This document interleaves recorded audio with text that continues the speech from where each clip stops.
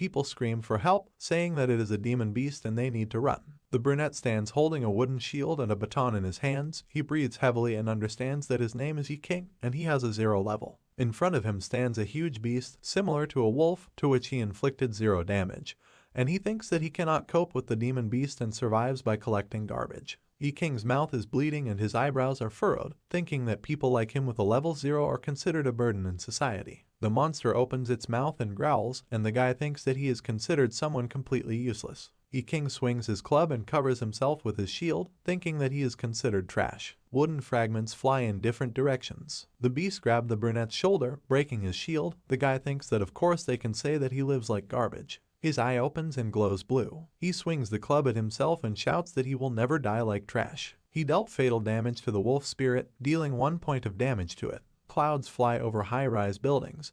This is City G. A blue portal is burning in front of the man. This is a Class C gate of the abyss. A running silhouette appears in the gate. A brunette with a box in his hands runs out of the portal, and behind him an octopus-like monster crawls out, and he thinks that he is Yi King, the senior scavenger of the abyss. He looks back at the man cutting up the monster and tells him that he is too slow. Yi King lowers his head to the box with blue glowing crystals and thinks that his job is to collect and sort the garbage every day that was left after fighting monsters. He takes a crystal in one hand, a rag in the other, and thinks that the management does not want this resource to leak to ordinary people. And these are C-class crystals. One of these costs 50,000 yuan. Someone puts their foot on the box and shouts, "Hey, rat." A man with a tie comes down to the guy and says that they will divide this reward one by one.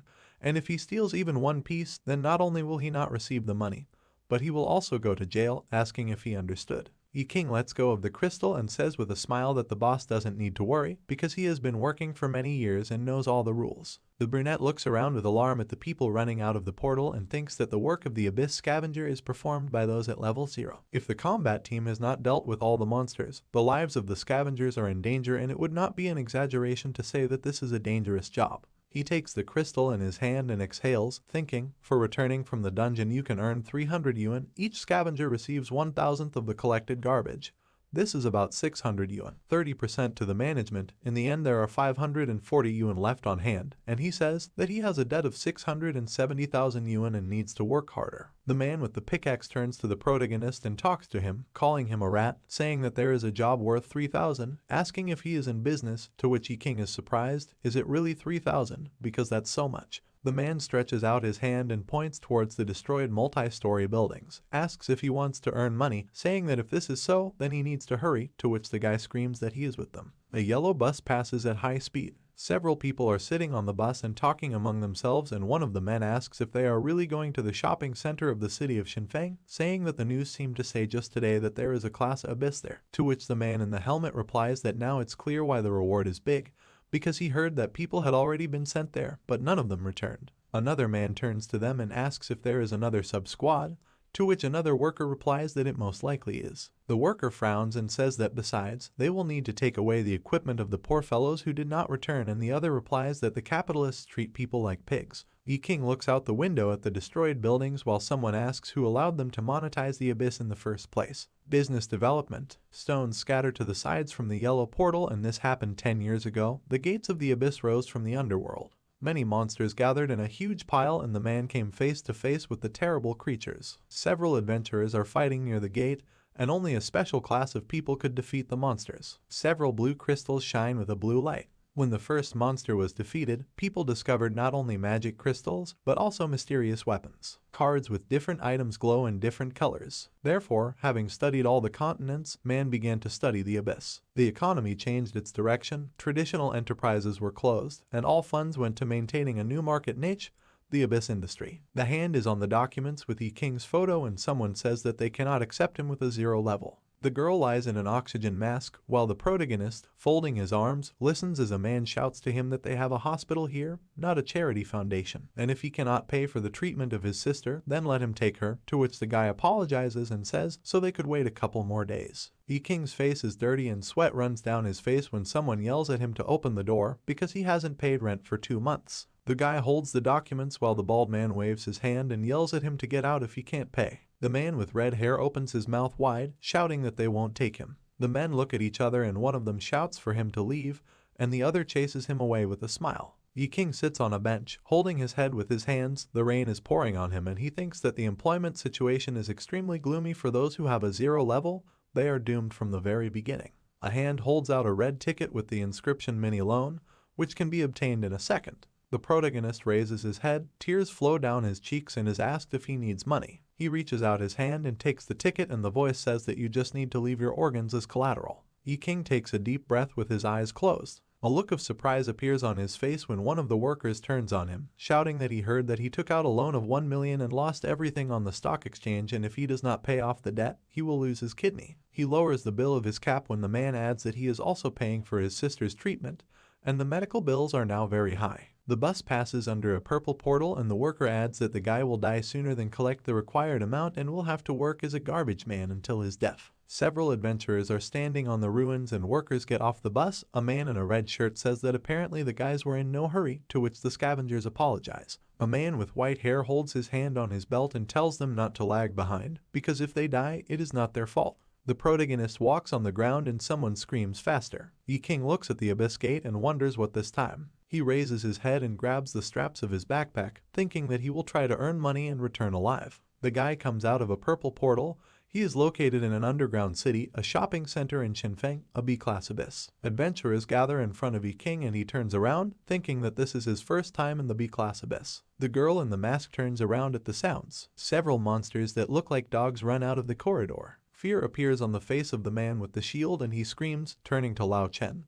And the man with white hair says that they met a monster as soon as they arrived. A pack of monsters runs towards the group of adventurers and the man shouts that he knows they are just a bunch of spirit wolves. The white-haired man collects fireballs in his hands. He fires a fire projectile at the pack of monsters. An explosion occurs behind the wolves. Frightened monsters scatter in different directions. The man with the shield turns to the other adventurers and screams for them not to let their guard down because demons can attack from anywhere. He turns his head towards the bespectacled man who asks where their destination is. The man with the shield raises his sword up and says that the 5th floor, to which the girl in the mask says that she doesn't know, maybe it just seems to her, but it seems that the 1st floor has become 5 times wider and 3 times higher. The man adjusts his glasses and a grin appears on his face when he says that this is exactly how the abyss works. On the outside it looks normal to the outside world, but inside it the structure changes, asking where, by the way, are the traces of the previous group, where are the corpses? He turns to the scavengers, pointing at them and tells them to find the bodies because they are not on a walk. A man with white hair ties his shoelaces and someone says that no matter where Zero goes,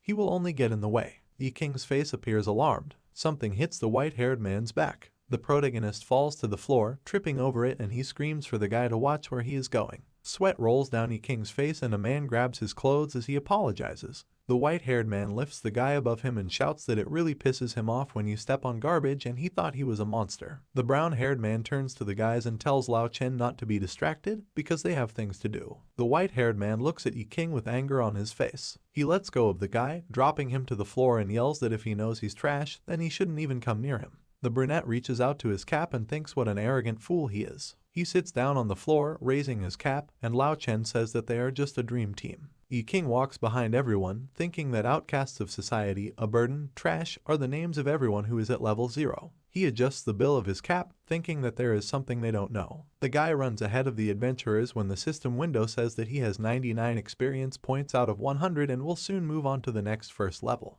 Yi King stands in front of the monster while the other scavengers run away, shouting that there is a demon beast and they need to run away. The guy with a worried look asks if this guy from the fire team is really that scared. The wolf's eyes glow blue and he grins, and the system says that the wolf spirit has a critical level of health. Yi King looks back worriedly. On the floor there is a level 1 wooden shield and a level 1 wooden stick. The wolf opens its mouth wide and the guy realizes that he has a critical level of health. The guy, gritting his teeth, turns around and thinks that he needs to leave all doubts. He dodges the wolf's bite, taking his shield and stick. He thinks this is his chance. Yi King lands, stopping with one foot. In front of him stands the dark silhouette of a wolf monster. The guy jumps up, swinging to attack. He hits the wolf's head with his club, screaming, "Die." Yi King looks at the system notification that says he has dealt 0 damage. Shock appears on his face and the scavengers from behind shout that the guy is really so stupid, and he just arrived. Doesn't he know that only a combat group can cope with the monsters? Yi King protects himself from the wolf with a shield, thinking that of course he knows about this. The characteristics of Yi King appear on the system window.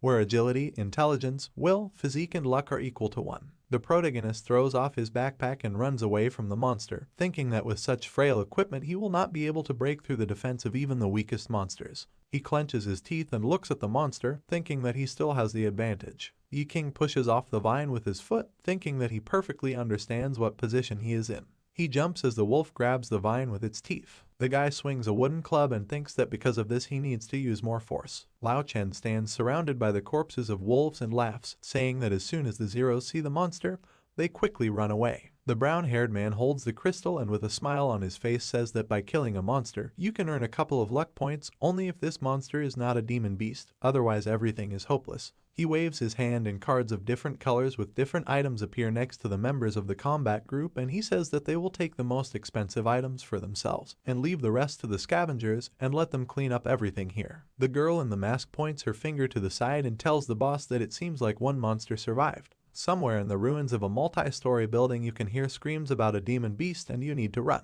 Lao Chen points to the purple card and one of the adventurers says that everything is happening as the boss said, to which the white-haired man says that no one touches the purple equipment because it belongs to him and no one takes it, asking clearly whether it's everyone. Blue light illuminates the floors of the shopping center. The wolf bites into Yi King's shoulder. The guy clenches his teeth. He swings a piece of his club and shouts that he will never die like trash. A wooden stake is driven into the monster's head. The wolf roars loudly in pain and the system notification says that Yi King has dealt fatal damage to the wolf spirit and dealt 1 point of damage to it. The protagonist falls to his knees in front of the monster's corpse. He breathes heavily, closing his eyes. The corners of his lips turn up. The guy clenches his hands into fists and raises his head, laughing and screaming. Yi King turns to look at the approaching adventurer. Lao Chen keeps his hands in his pants pockets and walks over, saying that it looks like a lone horse was able to defeat a low-level wolf. He grabs the protagonist by the chest and screams, asking why now he thinks he is a hero. Is he really a suicide? A small smile appears on Yi King's face as the man shouts that they are not here to drag his corpse, and the guy thinks that the battle group has many career paths. Several multicolored emblems appear and the protagonist thinks that as soon as you reach the first level, you can join a combat group and even receive a special specialty. The man protects Yi King from the monster, and the system window says 1% of experience, and he thinks that in order to get there, he needs to think about how to gain experience points. Zero can't defeat the demon beast, it's like going to the right def. The guy clenches his hand into a fist and smiles while the adventurer behind him kills the slug and the system window says 2% of experience. He thinks that risking his life for several years to find someone wounded who could simply be finished off. A sword sticks out from the monster's eye while Yi King faints behind him and the system base says 3% and he thinks that he has been waiting day after day. Several system windows appear about 4%, 7%, 10%, 18%, 30%, 50%, 60%. Yi King thrusts a piece of the club into the monster's eye and the system window says 99%, and that by killing the demon beast he gets 1 experience point.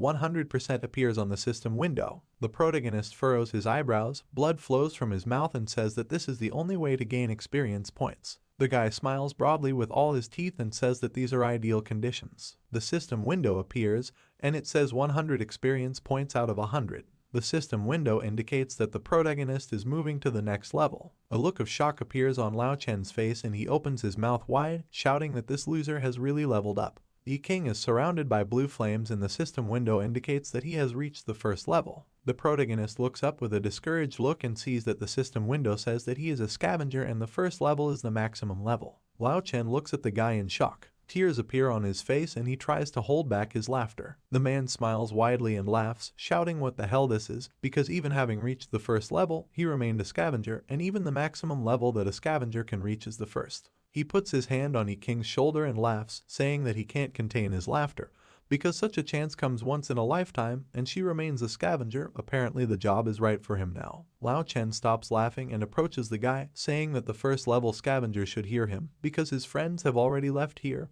and therefore he will have to clean up everything here alone. He turns away from Yi King and leaves, saying that the guys won't believe him when he tells them what happened. The protagonist looks at his hand and wonders if a scavenger is really weak, because if the first level is the maximum for a scavenger, then he cannot use equipment to rise. He turns around and asks, then what is the ability of the scavenger? He notices the wolf and its eyes glow blue. The monster is surrounded by blue energy and the system window indicates that recyclable garbage has been found, the body of the wolf spirit.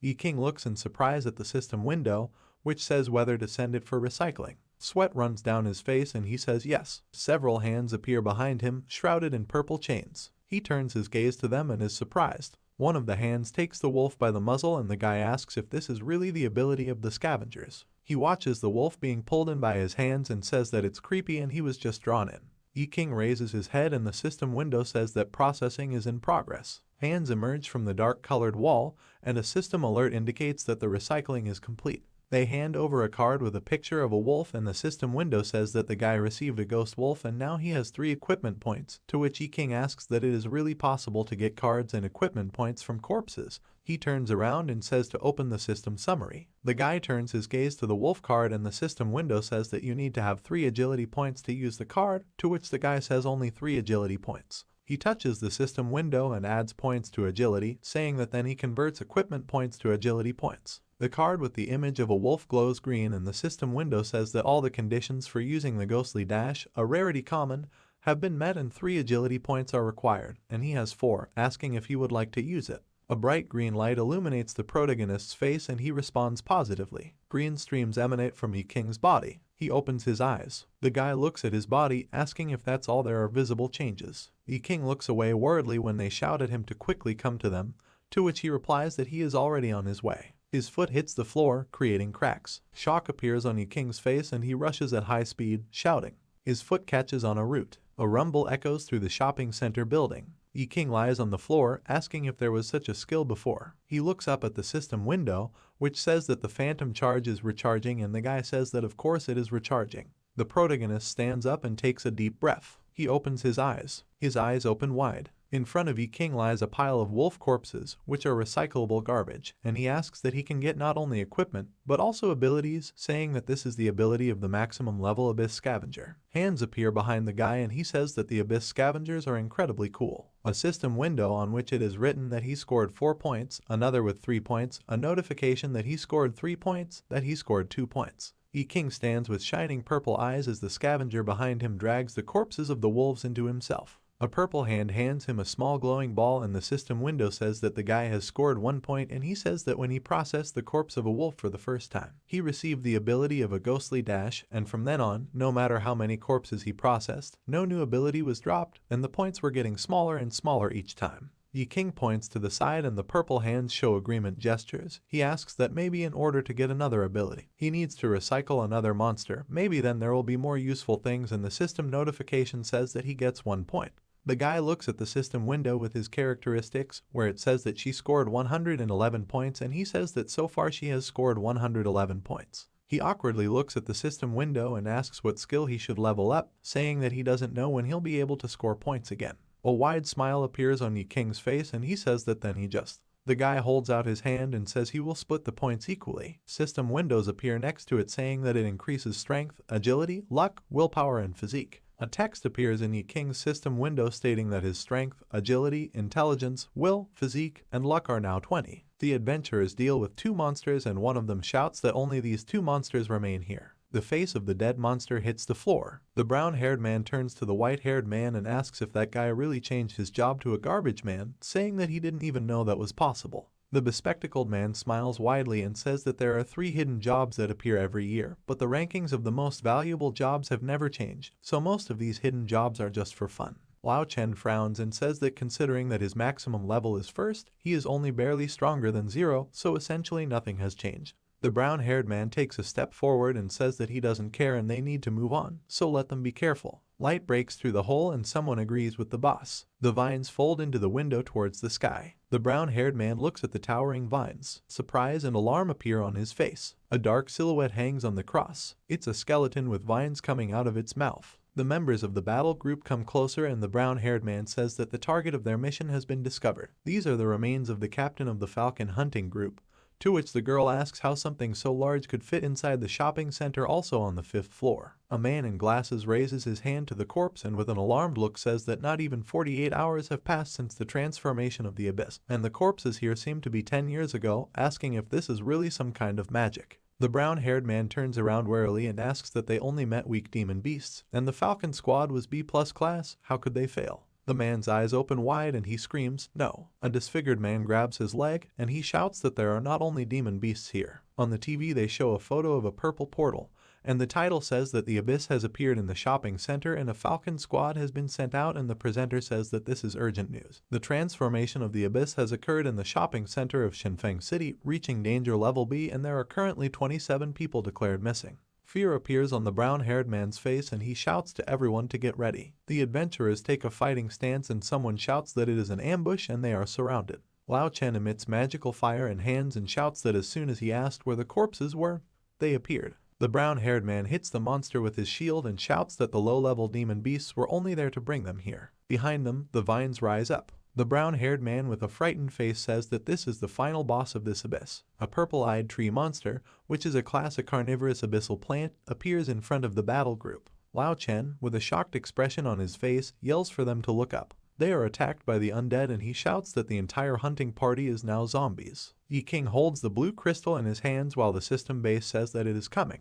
Recycling. He looks at the system window that appears, which says that he has received an achievement for processing 50 corpses, and he laughs and is surprised by it. A smile appears on his face as a small portal appears in front of him with a sign about what he is getting as a reward, and he rejoices at the reward. A card and a dagger appears in front of him, and he receives a heart necklace with the usual rarity. Yi King says with a frustrated expression that even the scavenger rewards are junk. How ironic. The guy flinches when a loud crash is heard behind him. He turns around with a worried expression on his face. His eyes go wide and he says something is coming. A girl who is an undead runs towards him with a roar. The king is very scared. The monster hits the ground with his hand and the guy jumps. The protagonist does several somersaults using the agility skill. Excellent evasion. The eyebrows on his face furrow and he screams that it scared him and thought that now he would die. Yi King looks at his hand and wonders that, however, he has become more agile. Is it really because he has improved his dexterity? He smiles and clenches his hand into a fist, thinking that he really seems to have become more dexterous.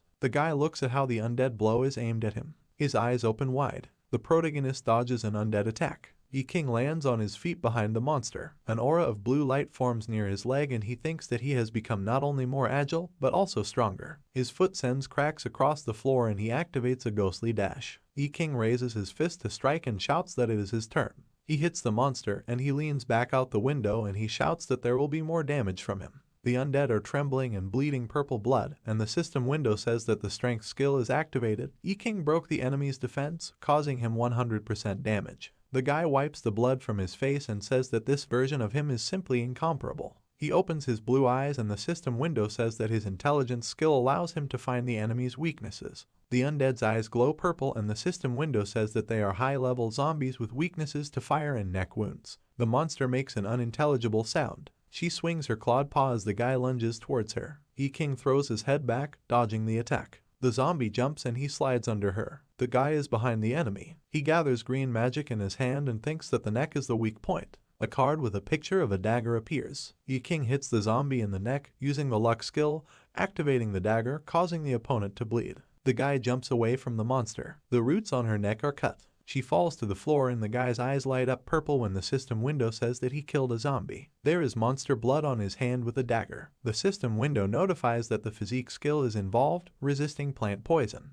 The purple blood falls away from Yi King's skin. The protagonist looks at his hand with a dagger and, smiling, says that this is the first time he has killed someone. A system window appears saying that there is recyclable garbage, a zombie body, whether to send it for recycling. A dark, unlit trading floor and the guy agrees. The system window says that the zombie's body has been successfully processed and a new skill has been obtained, resistance to poisons. A card with a picture of viruses and the inscription that the effects of poisoning are converted into beneficial effects. Yi King looks at the card in his hand in shock and asks that now he can really drink poison like water and use the card. The system window says that a new skill has been added, poison resistance, and it adds 5 points. A system window appears in which the guy's statistics are written. A card appears with a picture of a bottle with a purple liquid on which it says very toxic, do not consume, and on the system window it says that this is the decomposition of spoiled poison. Yi King takes the bottle and card in his hands, saying that with poison resistance, all poisoning will be converted into beneficial effects. He puts the bottle to his lips and drinks, saying that now he can find out what will come of it.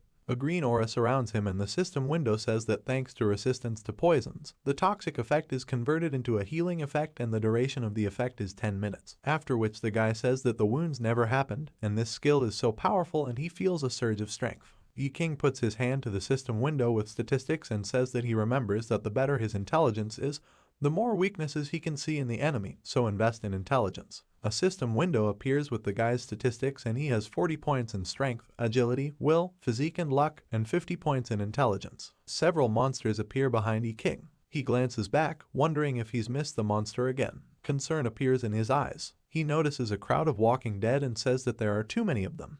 King looks in their direction and thinks that he was called a burden, garbage. The monsters explode from their spot, running up to the guy, and he thinks that everyone addressed him like that, but now. He takes out his dagger and thinks that now he will show everyone. The protagonist points a glowing dagger at the monsters and muses that his name is King and he is a garbage man, shouting for the garbage to come to him. Several monsters are swinging their weapons, and someone is shouting that this is an attack and the Falcon squad has turned into zombies. The brown-haired man protects himself from the blow with his shield. Excitement and fear appear on his face. He shouts that even though these are corpses, they are very strong. A huge wooden monster towers over the undead and the brown-haired man shouts that it's not even worth talking about the strength of a carnivorous plant. He shouts for the team to retreat. The fire team runs away from the crowd of monsters and screams. The girl in the mask is wounded and coughs up blood, turning to her boss. Several vines crawl into the mouth of a man with glasses and he screams. Lao Chen and the brown-haired man run away while the man behind him shouts that they are coming right behind them and wonders why these monsters are so strong. The white-haired man runs away as his boss swings and hits the undead with his shield. Lao Chen grits his teeth and thinks that he only came here for money and equipment and it would be so stupid to die right here. The brown-haired man is surrounded by a purple aura. He looks back at his comrade and shouts to him that why the hell is he doing this, they are on the same team. Lao Chen waves his hand, from which streams of purple energy emanate, and he shouts that he is sorry, but he will have to hold them back. He runs away from the falling brown-haired man and shouts that he will pay for his funeral. The fire team boss holds out his bloody hand, calling the man a worm. Lao Chen turns around and with a smile on his face thinks that he will not lose anything if he escapes. He has collected a couple of items and he needs to come up with an excuse why their team died. A silhouette of a man appears next to him. A roar echoes throughout the trading floor. Lao Chen falls in front of the protagonist with glowing purple eyes. He covers his mouth with his hand. King looks at the man with an arrogant gaze as he screams that it's him again, the stupid scavenger, to which the guy asks if he really betrayed his captain to escape. Lao Chen looks at the dark magic behind the guy with a surprised expression on his face. He rises to his feet and asks what the protagonist did. The man turns his gaze to King and while someone is screaming, he thinks that he definitely cannot leave him because he will tell everything. Lao Chen kicks the guy in the chest and asks if he wants to become stronger because now is the time, shouting at him to feed himself to the monsters. His leg crashes into the protagonist's body and the system window says that the use of physical force is blocked. The technique will be directed towards the attacker. The man falls to the floor and screams what this garbage on legs did. King is surrounded by purple energy and frowns and says that he is a vile person and being a traitor is worse than being trash. He extends his hand and hands appear from behind his back. The hands pull Lao Chen inside and he shouts that he doesn't want this, calling for his mother. The protagonist watches the shackled man and the system says that a processing process is taking place. The purple arms are crossed and the system window says that the garbage cannot be recycled.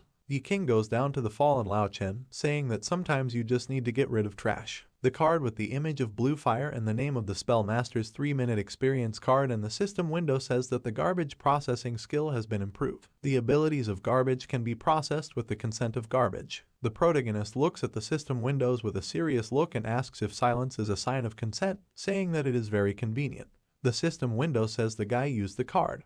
King is surrounded by blue flames, and the system window says that he has obtained the Flame Lord skill. A system notification will appear that says that to use the fireball you need 15 intelligence points, but he has 50. When using the cloud effect, the fireball can evolve into a large explosion. A crowd of monsters surrounded the brown-haired man and made loud noises. King turns to look at the monsters outside the mall. He extends his hand, gathering energy and asks how he activated the fireball, saying that he did it, it seems like this and then like that. The guy stretches out his arms and a big explosion occurs in front of him. One of the floors of the shopping center explodes. King looks at the rising dust in front of her. Shock appears on his face and he shouts that he wanted to recycle them, but now they are all ashes. The undead jump from a height on him. The guy turns around abruptly with a serious look. The protagonist dodges the monster's attack. He jumps back, breaking with his feet. King frowns and looks at the undead. He dodges the monster's attack with daggers. A magical dagger appears in his hand. The guy exchanges blows with the undead. He glances at the corpse from behind and wonders if his melee skills aren't that good. Purple energy surrounds the brown-haired man's body. The hands absorb his body into themselves and the guy shouts that they wouldn't want this thing to rise again, so let them help him hold out. A card appears with a picture of a golden shield. Yi-King jumps back with a magic shield and says that he wants to use the shield. He raises his arm defensively. The guy kills the undead with a blow from his shield. He walks forward a little. The monster's head falls in front of Yi-King's feet. His eyes glow purple and he extends his hand, saying that it seems he will have to recycle him too and may he rest in peace forever this time. A card appears surrounded by a purple glow and an image of a skeleton with daggers, which says that this is a dagger mastery card and he will be able to wield a dagger like an assassin and becomes invulnerable to piercing attacks. The guy says he wants to use the card. Yi-King is surrounded by purple energy and smiles when the system window says that the dagger mastery card has been used and the guy says that being a scavenger isn't that bad. A crowd of undead run towards the guy. One asks if their mission is to find the falcon hunting group and bring them back, to which the other replies that it is. The protagonist frowns. One of the undead loses half of his head and the man says that if they do not deliver their bodies, the mission will be considered a failure and they will not receive a reward. One of the monster's arm disappears and the system window says that the processing was successful and Yi-King received cruelty. His strength and agility indicators will increase and he will also gain immunity to control. On the body of one of the undead, a hole appears in the stomach and the man says that of course he knows the rules of the game. Another person asks if they found the falcon or not. Yi-King walks through the crowd of monsters, killing them and the man replies that he found them, but they were already processed. The guy throws away the dagger when a carnivorous plant appears in front of him and the man asks if it has been processed. The protagonist extends his hand and hands appear behind him, and the man replies that man dragged them into the abyss. A multi-story panel building rises above the city. This is the abyss's monitoring committee, an interrogation room.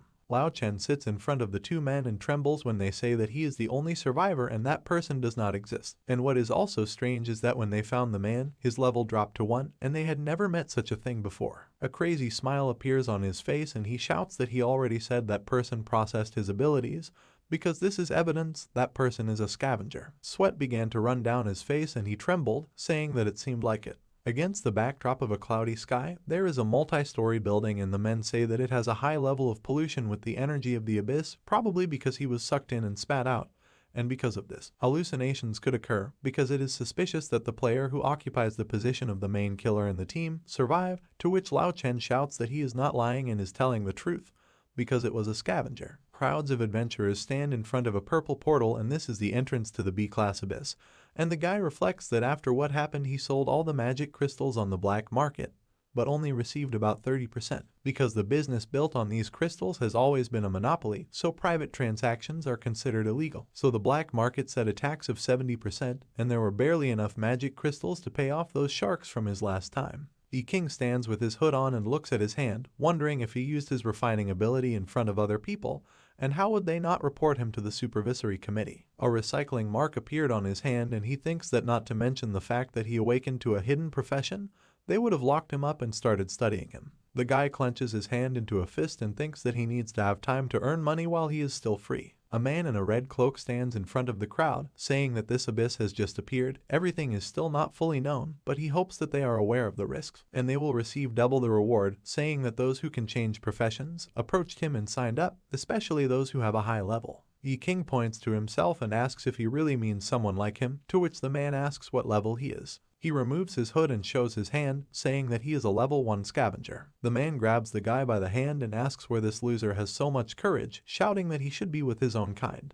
Yi-King looks away and thinks that if they think he is weak, it will confuse them. He will just be somewhere at the end and will be in the wings, and in this case no one will notice if he starts overworking corpses. This is his brilliant plan. Someone stomps their foot and yells at the man to let the guy go. A girl with white hair has her hands in her pockets and someone from the crowd shouts that she is the daughter of the famous Liu family and she has just awakened to God's chosen profession. And she says that they should take the guy and they will have enough people. Someone in the adventurers shout that she is the rising star of the hunting group, which is the chosen one, and her name is Xingran. The girl frowns and looks at the guys when they tell her that this loser is at the first level and doesn't know how to do anything, to which she replies that it doesn't matter, because they are only here for the number. A blush appears on the cloaked man's face and he says that yes, Mrs. Liu, they are only here to protect her, and she has the final say. Yi-King thinks with a worried expression that it was close. He already thought that he would be expelled again. And this is not the first time he has to play the role of a complete non-entity. Xingran looks at the guy with blue eyes. Yi-King furrows his eyebrows and wonders where he has already seen the girl, saying that he saw her 2 years ago. Xingran's face shows surprise and she points the broken sword. She looks at the guy who hits the staff. Yi King slams his staff directly into the monster's head, inflicting 1 point of fatal blow. The bear falls to the floor in front of the guy's feet. Xing Ran looks at the trembling protagonist and asks him if he is really a scavenger. How did he manage to kill the monster? Yi King raises his hands up and smiles, shouting that this is his first time and he has gained 1 experience point.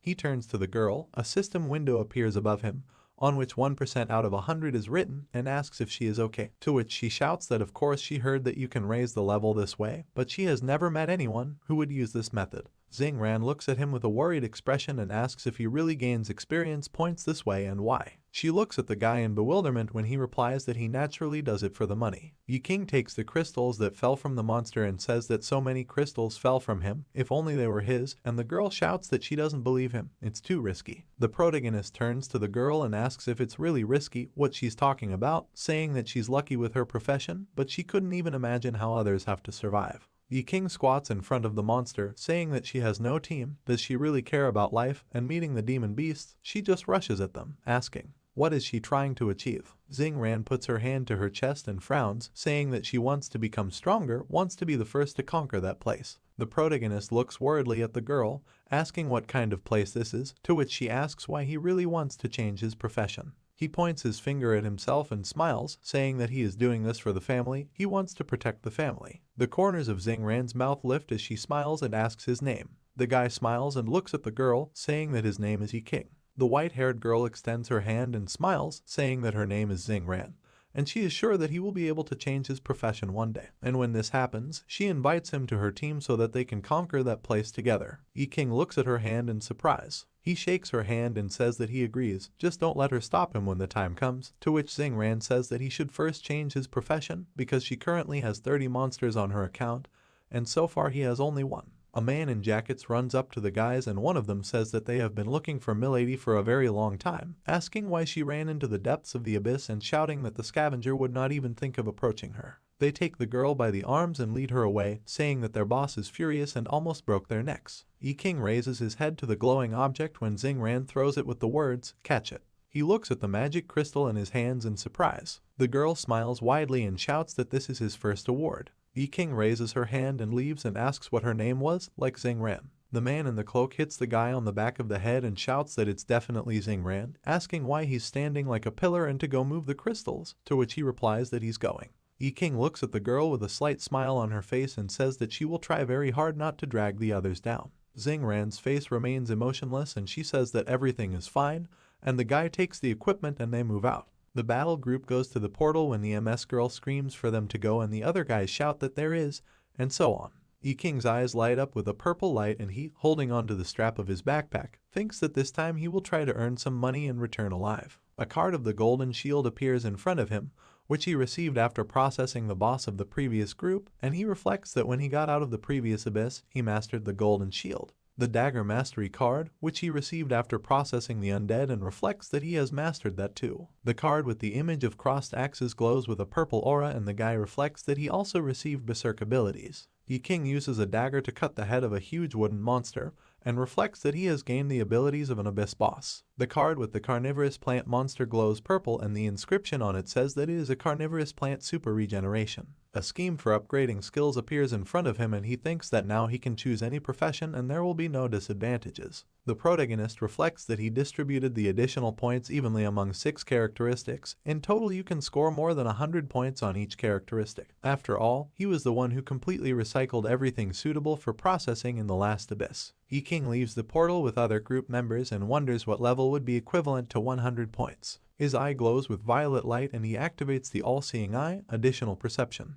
The guy examines the strong man in front of him and thinks that his strength is only 12 points, and his weak point is intelligence since there is only 1 point if the strength of a mere mortal is estimated at about 1 point. Then this warrior is 12 times stronger than an ordinary person, and he already has 100 power points, so he is 100 times stronger than an ordinary person. Yi King takes a step forward. A wall appears in front of him. The members of the combat group turn to the guy and the man in the raincoat asks what it was it an earthquake? Yi King holds the wall with his hand and sweat appears on his face. He says that it seems that the underground structure is somehow unstable. He exhales with relief when the guys turn back and someone shouts that they found the chest. A man in a cloak stands in front of a red chest and says that this is a problem, because there are no dagger masters in the squad, and this chest is at least class. Of the guys turn to the protagonist, who raised his hand and says that he can try.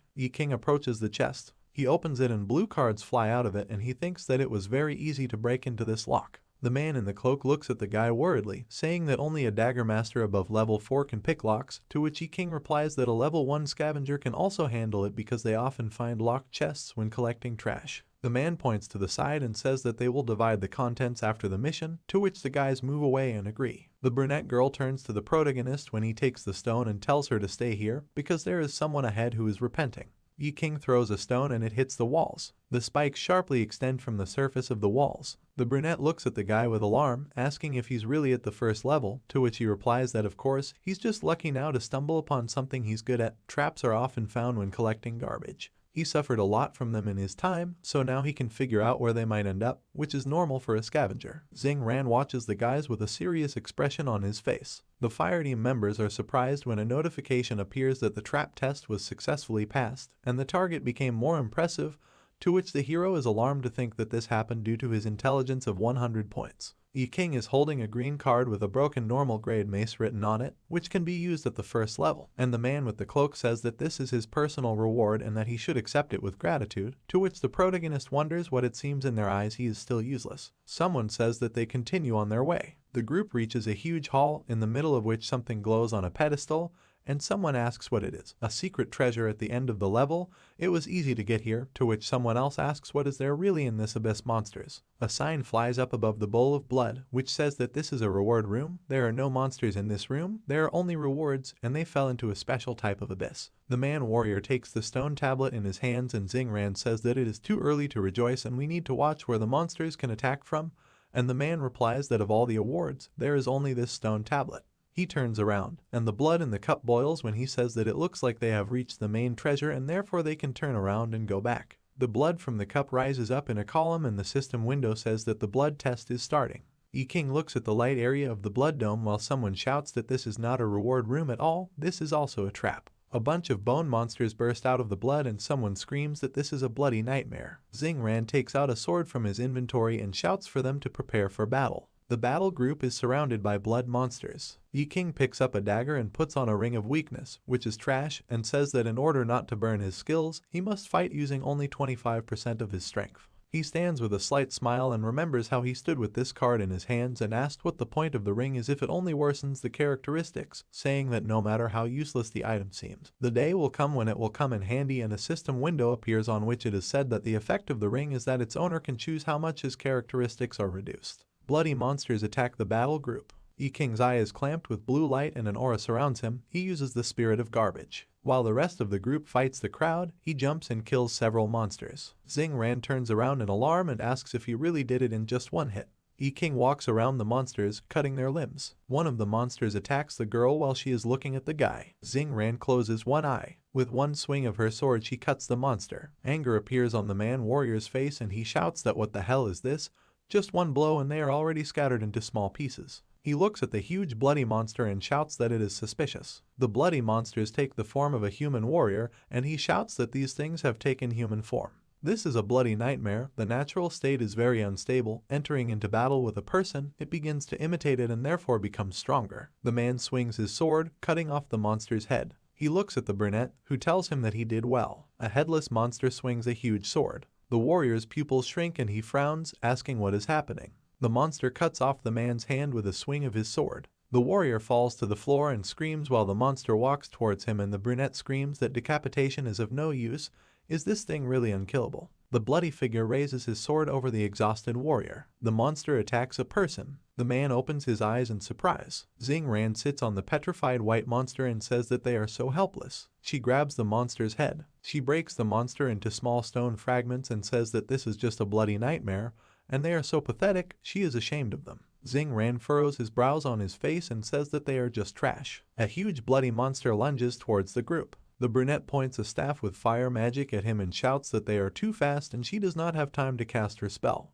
King gathers the magic in his hands and says that since the sword is useless against them, it is better to just finish them off on the spot. There's a huge explosion in front of the guy when he uses Big Bang.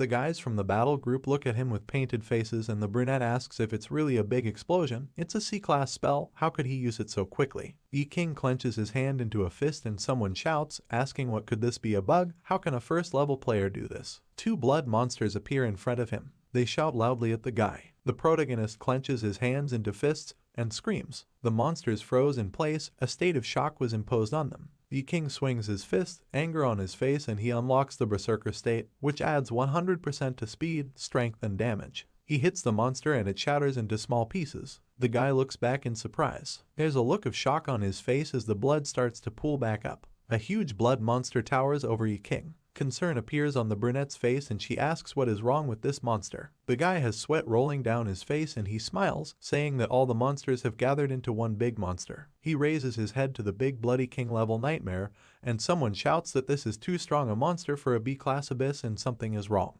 Yi-King furrows his brows and says that the bloody nightmare can imitate its opponent and become stronger as a result, asking who the king level monster is imitating. The monster reaches out its hand to the protagonist. The guy dodges and the monster's hand crashes into the floor. He squats down and thinks if he is imitating him, then he won't be able to cope with him. Xing Ran walks next to the protagonist and tells him to step aside. She holds the sword on her shoulder and says that she will deal with it herself. The girl takes a fighting stance in front of a bloody nightmare. Xing Ran takes advantage of the moment and climbs up the monster's arm. She jumps up using the magic and her sword. Her weapon begins to glow a bright blue light. Xing Ran hits the monster's hand, freezing it. Yi-King shouts with a surprised expression that she froze his claw. The bloody nightmare swings his other hand. He's going to grab the girl. Xing Ran furrows her brows and a worried look appears on her face. She defends herself from the blow with her hands. The girl lands on her feet and slows down. She wipes the dirt from her face with her hand and thinks that this won't do, she's too weak. A glow emanates from a huge blue portal and a man in a black jacket tells his mistress that they have detected that the energy of this abyss is very unstable.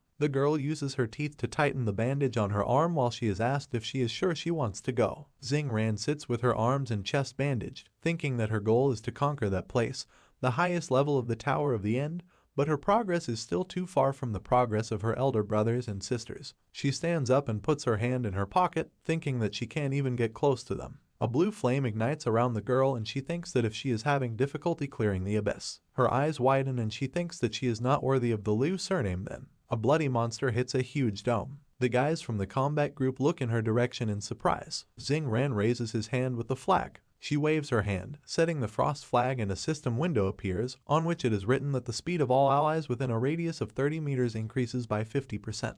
Ice emanates from the wooden flag stick. The huge monster is covered with ice. The girl takes a fighting stance and her speed increases. She lunges, swinging her sword, and thinks that even if the ice doesn't kill him, it will at least delay him. Xing Ran cuts the monster in half using Comet Punch. Yi-King raises his eyebrows and a slight smile appears on his face. He says what a C-class profession chosen by God means, asking that now he even wonders who is stronger, a bloody nightmare of the royal level or the chosen Xing Ran. Surprise appears on the girl's face, and she asks if there is really no effect at all, nothing at all. In front of her is a huge bloody monster. He swings his claws. Xing Ran dodges the monster's blows and thinks that she is a C-class, but her strength still cannot compare with the strength of her brothers and sisters. She slips between the claws and thinks that she is also Liu, but she feels like an outcast, the weakest link, always laughed at and criticized. Several dark silhouettes rise up and say that she is a disgrace to the Liu family, asking how his sister can be so weak because he is ashamed, and that she should not leave the house because the abysses are too dangerous for her. Xing Ran swings her sword behind her back and thinks that she must become stronger, even if this means starting from an easier abyss. She thinks that as long as she continues to challenge herself, she can overcome great difficulties, she can beat everyone. The girl waves her sword, anger appears on her face, and she screams that she must deal with this herself. The sword breaks in half on the monster's head. Yi-King's face shows surprise. An alarm appears on Xing Ran's face and the monster swings. The bloody nightmare hits the wall with its hand. The girl hits the wall and blood comes out of her mouth. The brunette with a shocked look screams that the bloody nightmare killed Xing Ran, a C-class person could not cope with him and they need to escape. The monster swings its arm. Yi-King clenches his teeth and frowns. He uses an explosion on the monster's limb. The claw falls towards the group members. She lands with a crash on the floor. Xing Ran lands on the monster's severed arm. Her eyes go wide and she says that this guy is a garbage man. The protagonist jumps towards the monster. His eye begins to glow purple and he uses his all-seeing eye, searching for weak points.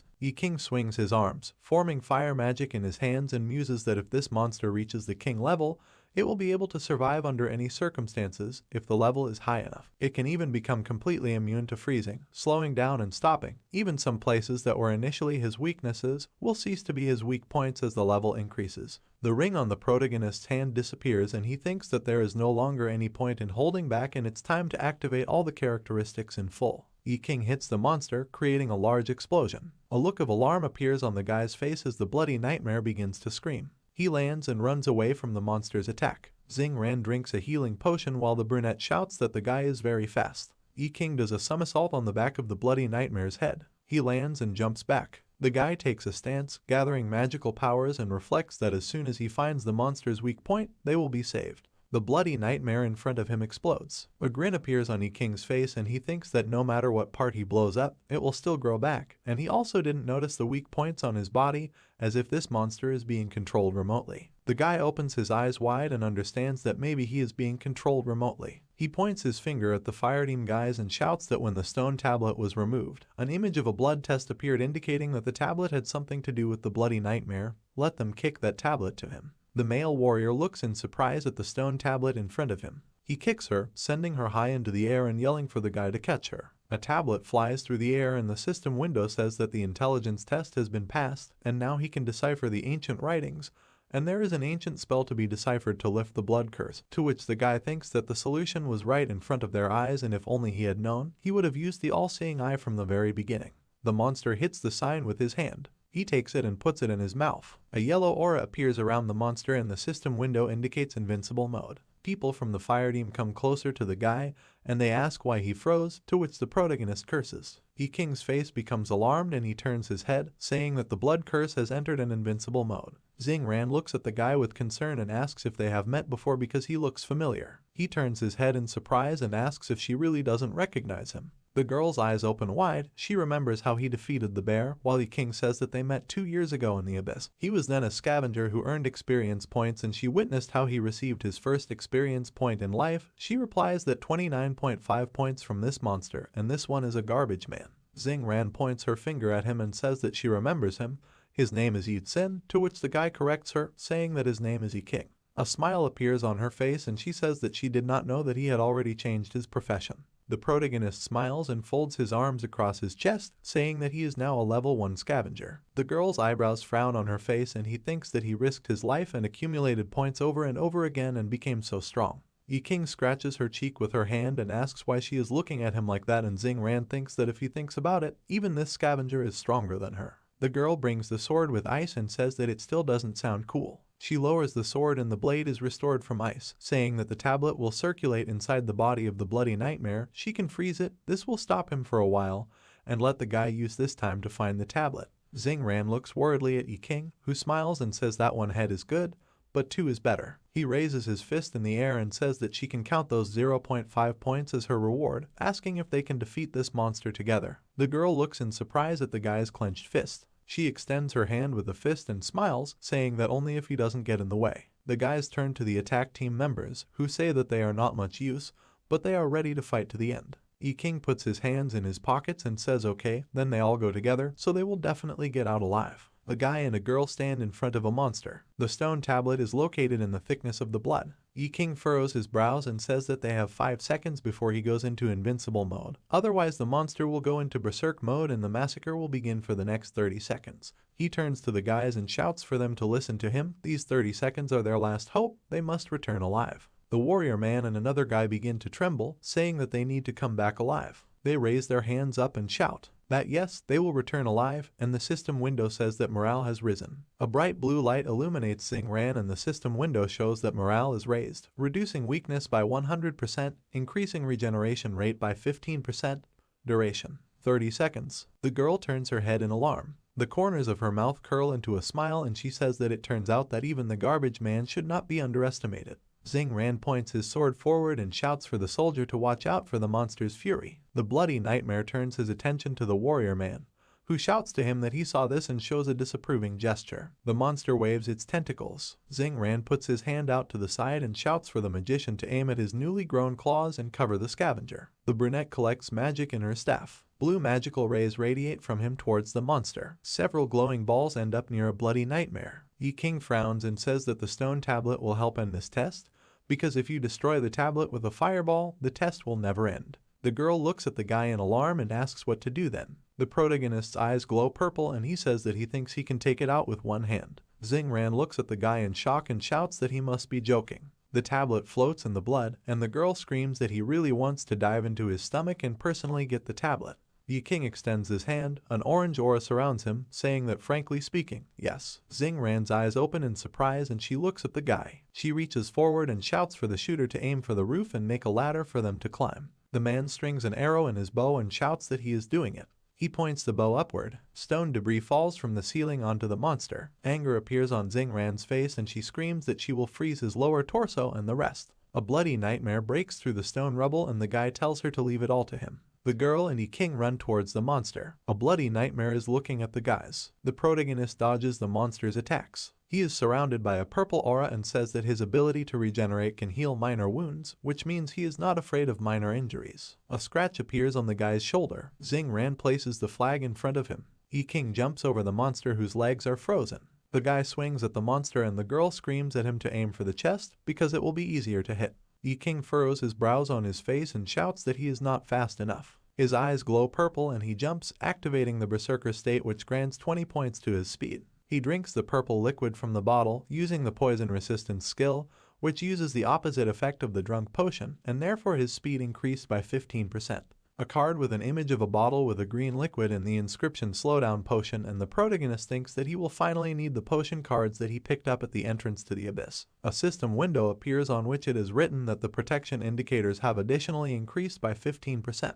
There is a flash of bright purple color from Yi King and he shouts that this is his finest hour. Leaving a magic beam behind him, he flies towards the monster. A bloody tentacle rises into the air. Yi King's face appears surprised. The monster hits the guy in the side. Xing Ran and the attack group look in surprise towards the protagonist. The monster throws it away from itself. Yi King smiles and blood comes out of his mouth and he says that he screwed up his finest hour. He frowns and the smile disappears from his face and he says what else could you expect from the garbage man, because he really thought that everything could work out. The guy clenches his teeth and smiles a little, saying that he will succeed. His back falls to the floor, on which a dark spot has formed, and he activates the ability to recycle. His face darkens and blood flows from his mouth. He says that it is a recycled item. A smile appears on Yi King's face and he says that he is himself. Purple hands protrude from a dark spot below. The monster looks at the guy questioningly. The attack team screams with surprised expressions on their faces and asks where all this came from. Yi King stands up, stepping on purple hands, and the system window says that it is impossible to recycle a living organism, so the operation is cancelled. One of the hands grabs it and he says that if it can't be recycled, then they should throw it in the trash. The guy furrows his eyebrows and smiles, saying to throw him with all his might. The purple hand throws the guy at the monster. Yi King passes right through the monster. There is a stone tablet in his hands and he smiles, saying that he has the tablet. The guy lands and a bloody curse falls nearby. He holds a sign in his hands and casts a spell, after which a system window appears that says that they have passed the test of blood. The monster's flesh disintegrates into sparkling particles. Xing Ran walks closer as the rest of the group marvels at what just happened. The girl raises her head with a surprised look and asks if they really won. The guys raise their hands up and shout that they have won and their levels are increasing. Light rays surround people and on the system window above the girl it is written that her strength has increased by 1, agility by 6, intelligence by 16, will by 7, physique by 19, and luck by 0. Near the archer guy, a system notification appears about increasing strength by 10, agility by 11, intelligence by 7, poly by 8, constitution by 9, and luck by 3. Xing Ran looks at her hands and asks in surprise if she has really increased her level, and a system window appears next to her, on which it is written that her strength has increased by 33, agility by 28, intelligence by 38, will by 26, physique 21, and luck 34. Yi King scratches his head and says, well, yes, when the system window says that there was an error when increasing the level, the maximum level has been reached. A chest with a golden glow appears in front of the group and someone screams that now this is definitely a reward. Cards of different colors fly out of the chest. Yi King catches one of the purple cards. The card shows a sword and says that it adds 88 points to damage, and the required level is 10. Confusion appears on the guy's face and he says that his maximum level is only the first, and the system window says that this card cannot be used at the current level. He lets go of the card and looks at the pile of other glowing cards, thinking that this is all his equipment, all his reward, and he can't even use it all. Zingran holds up some cards and smilingly says that since he was the one who defeated the Bloody Nightmare, it is up to him to decide how they will distribute the reward. The guy scratches his head and says they embarrassed him. Yikin walks up to the girl and raises his hand, saying that he has something to tell her. Several people in jackets are standing in front of the portal. The bald man holds a walkie-talkie and tells them to contact headquarters and prepare to send out a rescue team. The men look at the girl in surprise when she comes out of the portal and says that this is not necessary. Zingran emerges from the portal with his group. Tears appear in the bald man's eyes and he screams, "Madam." A man with a microphone stands in front of them and with a smile he shouts that they didn't expect anything else from the Zingran family and they have already cleared out the abyss, and the bald man shouts that he is very happy. The girl pushes the man away with her hand and says with a smile that everything is true and there is nothing she can't handle. A blush appears on her face and she says that she is a C-class after all. Yiking raises his hand and the girl asks him what he wanted to ask, to which he asks her, because their family is not in poverty, right? She looks at the guy in surprise when he points to his hand and asks if maybe he will sell her these cards and maybe even make a discount for friendship and everything will come out to only 500 magic crystals. And she is surprised at first and then agrees. Yiking points his index finger upward and he frowns, saying that there is something else. When she leaves this place, let her pretend that he was never here and she cleared out this abyss herself. Zingran's face shows surprise and bewilderment, but she agrees. The guy turns around and leaves, saying that let them go, and he will come later. The girl lowers her head and thinks that this guy seems to want her to remain in his debt. A dark, unlit room in the abyss. Yiking sits in front of a stone tablet. He brings his hand to hers. A purple glow emanates from the guy's hand and a small creature emerges from the tablet. A smile appears on the protagonist's face. He puts his hands on his knees and asks with a smile that a pathetic creature like him didn't want to be like trash and let others step on him, saying that then he would become his strength. Yiking extends his hand in front of him and catches the small dark creature. A purple hand holds a small entity and a system window appears, in which it is written that the Bloody Nightmare has been successfully processed. A map appears with a red glow on which bloody monsters are located, and the system window says that the Nightmare Body ability has been acquired, which uses the life essence to summon a nightmare clone. The clone can imitate the owner and cause damage. The clone will appear immediately after activating the effect. The ability can be improved and its recharge time is 30 seconds. Yiking creates a clone of himself from blood and speaks perfectly. A grin appears on his face and he says that he can't wait to use this ability. The sun illuminates the city square. The protagonist sits at the table and examines the system window. He flips through his cards with his hand. A bunch of cards appear behind Yiking and he thinks that he gave away all the equipment that Zingran's high level required. But if you think about it, a scavenger with a bunch of cool equipment will definitely not go unnoticed by observers. He looks at his inventory and thinks that, on the contrary, the scavengers are so inconspicuous that no one would notice if he started selling them secretly. The guy throws his head back and thinks that no one would buy from a garbage man anyway. He accidentally presses the recycling button with his finger. The card with the image of the hammer begins to glow, and the system window says that the equipment has been processed and 1 standard point has been gained. Yiking's face shows surprise and he asks if he accidentally reworked it. On the system window it is written that recycling is the processing of sorted waste after preliminary classification, then crushing, melting, and separating it into materials that can be recycled. And the standard point is a universal unit obtained after decomposing various equipment that can be used for upgrading, repair, and creation of new items. Surprise appears on the guy's face and he asks that the unnecessary equipment can really be recycled, and the system window tells him to complete the repair of an ordinary dagger. Yiking picks up the dagger and asks if he needs to follow these clues, and he says that the remaining fitness is 0 out of 33. He almost threw it away after killing the monster, and the system window says that for recycling a regular dagger he will get 5 points. He sits and points his finger at the items in his inventory and says that if he subtracts 1 point from that random recycling, then he still needs 4 more points, and then he needs to recycle 4 more types of weapons. System notifications appear about recycling a broken spear, two-handed sword, a loose wooden shield, and a curved knife with a wide blade for 1 point.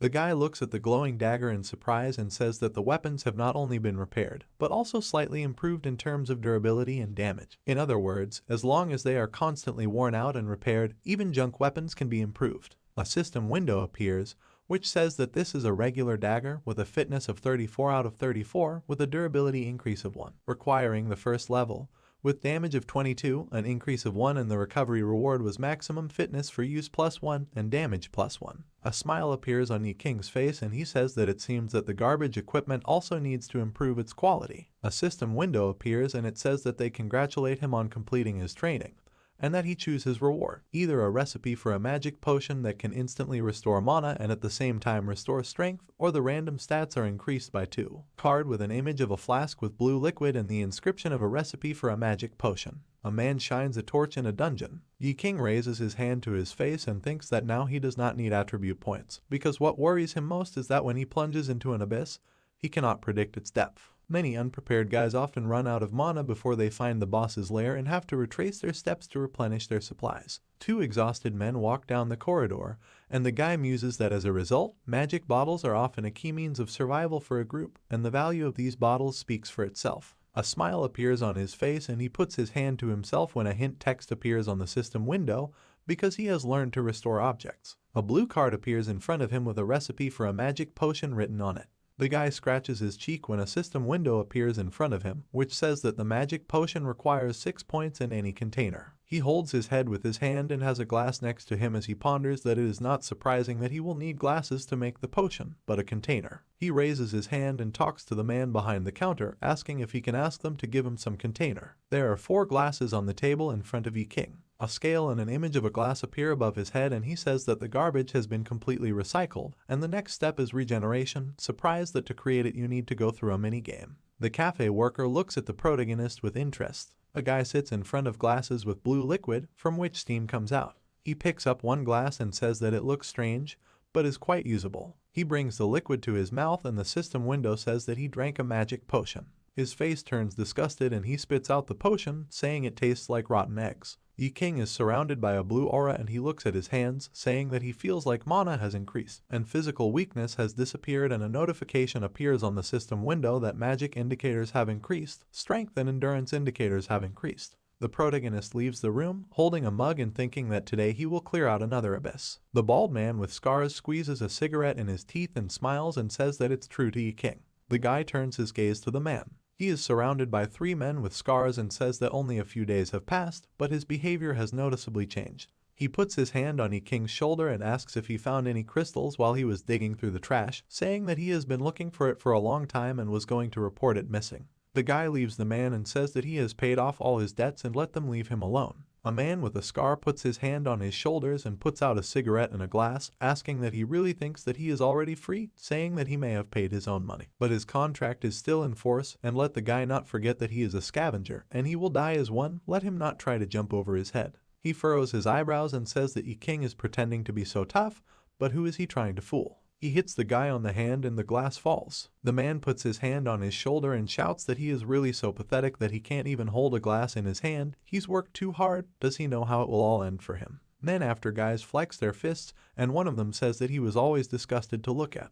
Yi King looks up at the camera and thinks that according to the rules for supervising those who change jobs, using their abilities outside the abyss is prohibited, and the only ones allowed to activate their abilities outside the abyss are law enforcement officers and special armed personnel, so he needs to find the blind spot of the CCTV cameras to use his recycling and regeneration skills. He turns his gaze to the man with the scar, who says that they can do things differently and asks if he could eat all the spilled pearls one by one and then lick up everything he spilled. The guy clenches his hands into fists when the man says that he will even help him collect all the pearls. After all, he must help his little brothers, and begins to laugh. An angry look appears on his face and he says that he agrees, but on the condition that he first lick the sole of his shoes. The man raises his fist and anger appears on his face.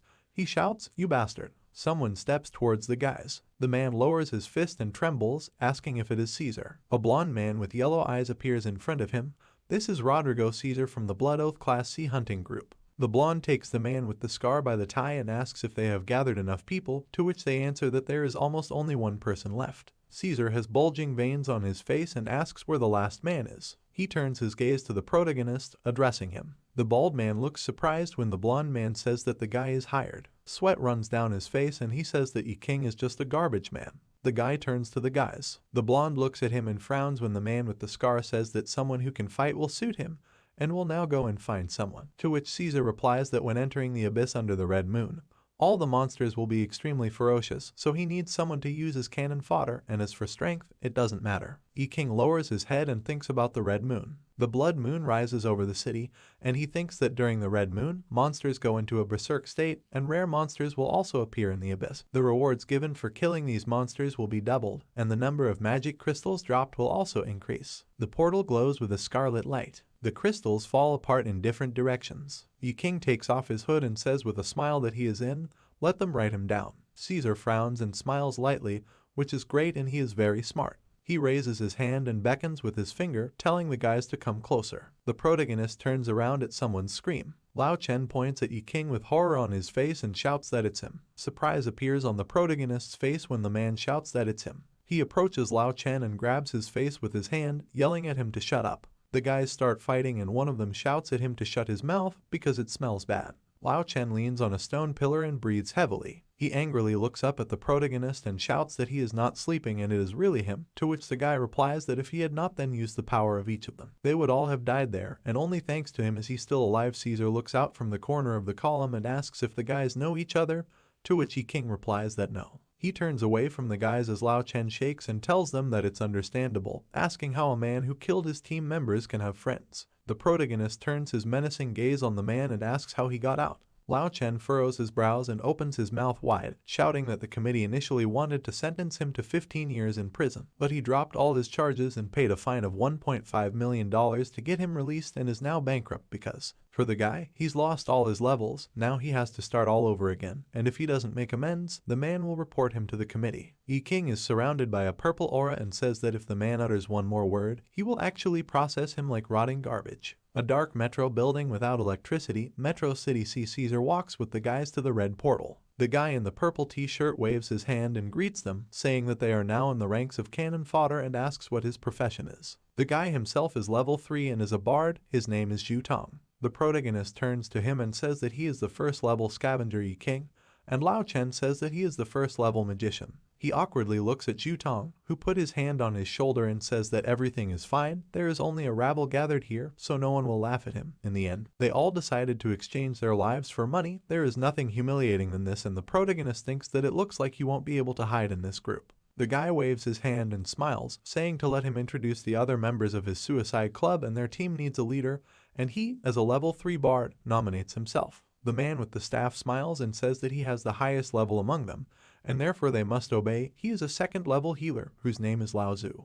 The man with the shoulder pads furrows his brows and says that he has no objections. His name is Lao Zhang and he is a level 3 warrior. Caesar's face darkens and he puts his hands in his pocket, saying that now he wants to explain something to them. In addition to the 6 main members of the Blood Oath, this time they are joined by 5 temporary members, to which one of the people in the back says that one should not speak so highly of cannon fodder, and another adds that cannon fodder is cannon fodder. Unlike the rest of them who change jobs, cannon fodder is simply used as live bait to reduce their losses. The blonde holds out a shining red key and says that this abyss is in the form of a labyrinth, in each room of which there are many traps, and in front of them. The cannon fodder is the task of finding a passage to the boss's room as quickly as possible and conveying this information to the main team. He inserts the key and there are glowing lines coming out of it, and he says that he doesn't put any expectations on them about fighting skills, so if they meet a monster, they should just run. Caesar waves his hand and a blood-red portal opens in front of him, and he says that if they want to get the money, then at least one of them must remain alive, and if only one survives, then all the money will be given to him.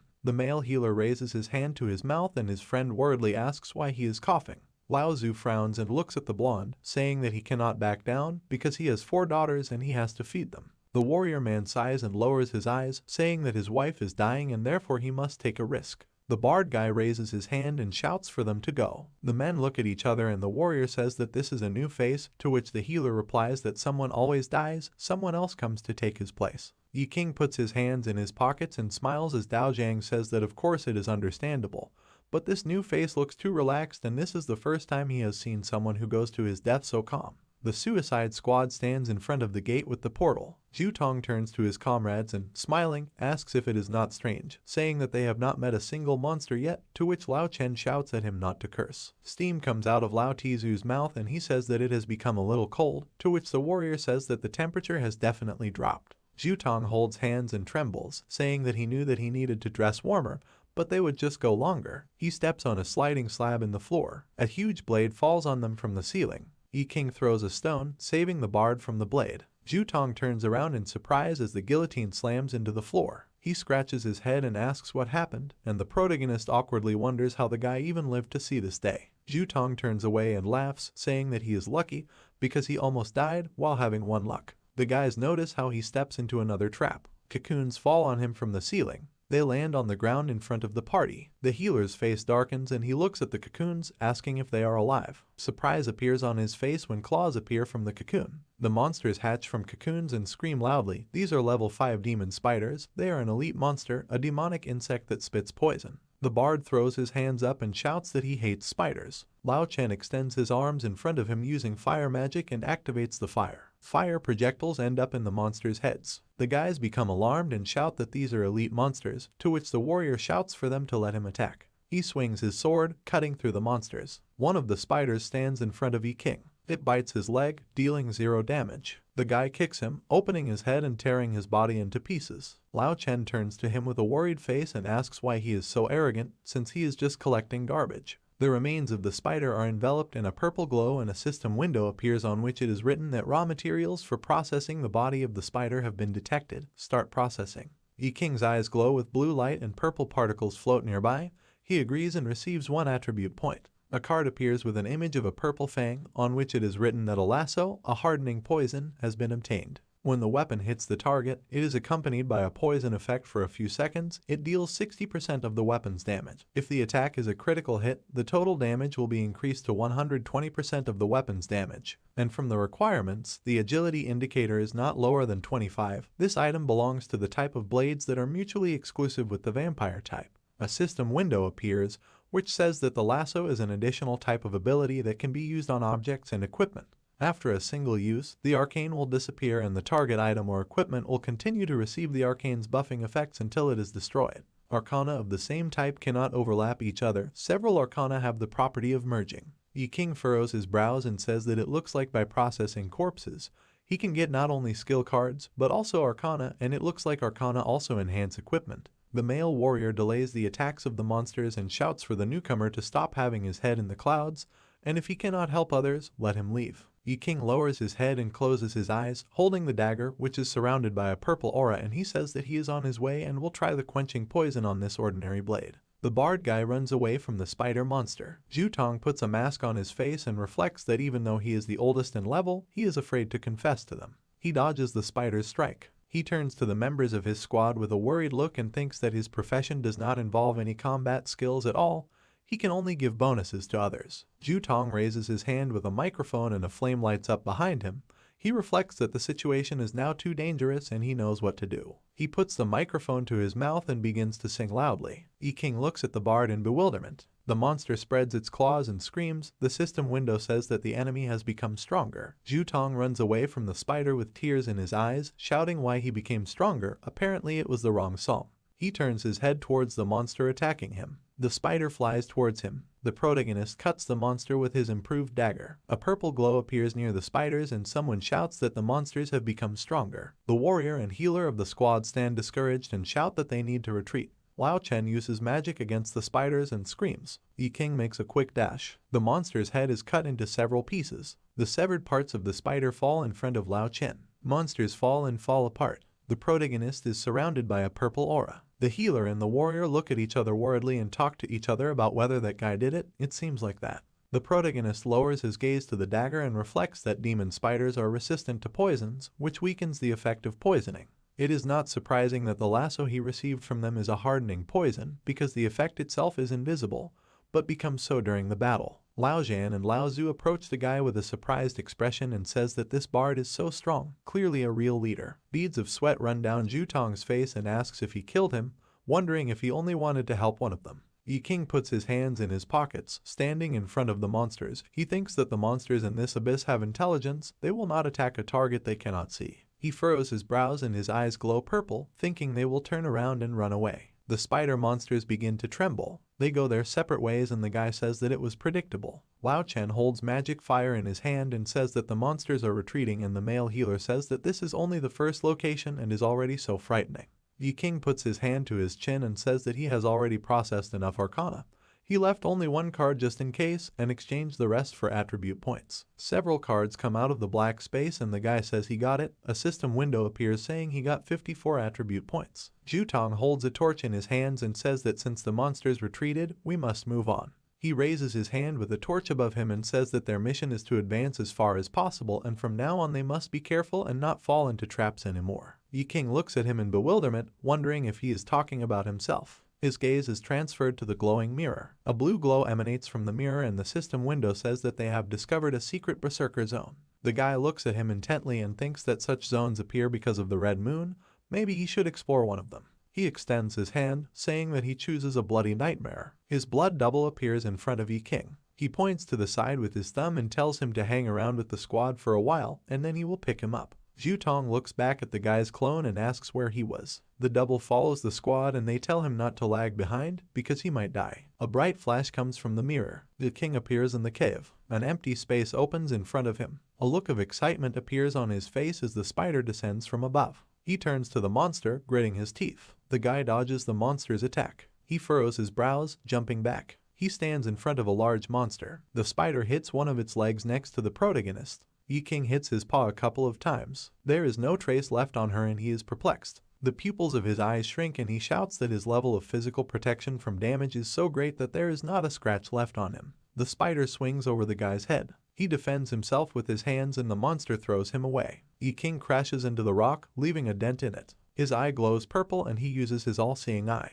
The monster towers over him and the system window says that it is a level 20 elite monster, a tarantula spider. The guy wipes his face and says that this is an elite monster and perhaps when processed, he will gain elite abilities. The spider releases a stream of web. A white substance covers the ground. Yi King is on top, swinging his hand with magic. He quickly lowers his hand using a large explosion. A fiery explosion of enormous proportions occurs. The monster turns to the side. He spits cobwebs again. The guy dodges the spider's attacks. He turns his surprised gaze to the monster and thinks that it is fireproof, which means he is not afraid of flames. Yi King takes out his dagger, shouting that this is so. He swings a dagger shrouded in aura and shouts that then he will kill him in the classic way. A blow hits the monster's head. Yi King inflicts several attacks on the monster's head and a system window appears on which it is written that a critical hit was dealt to a weak point.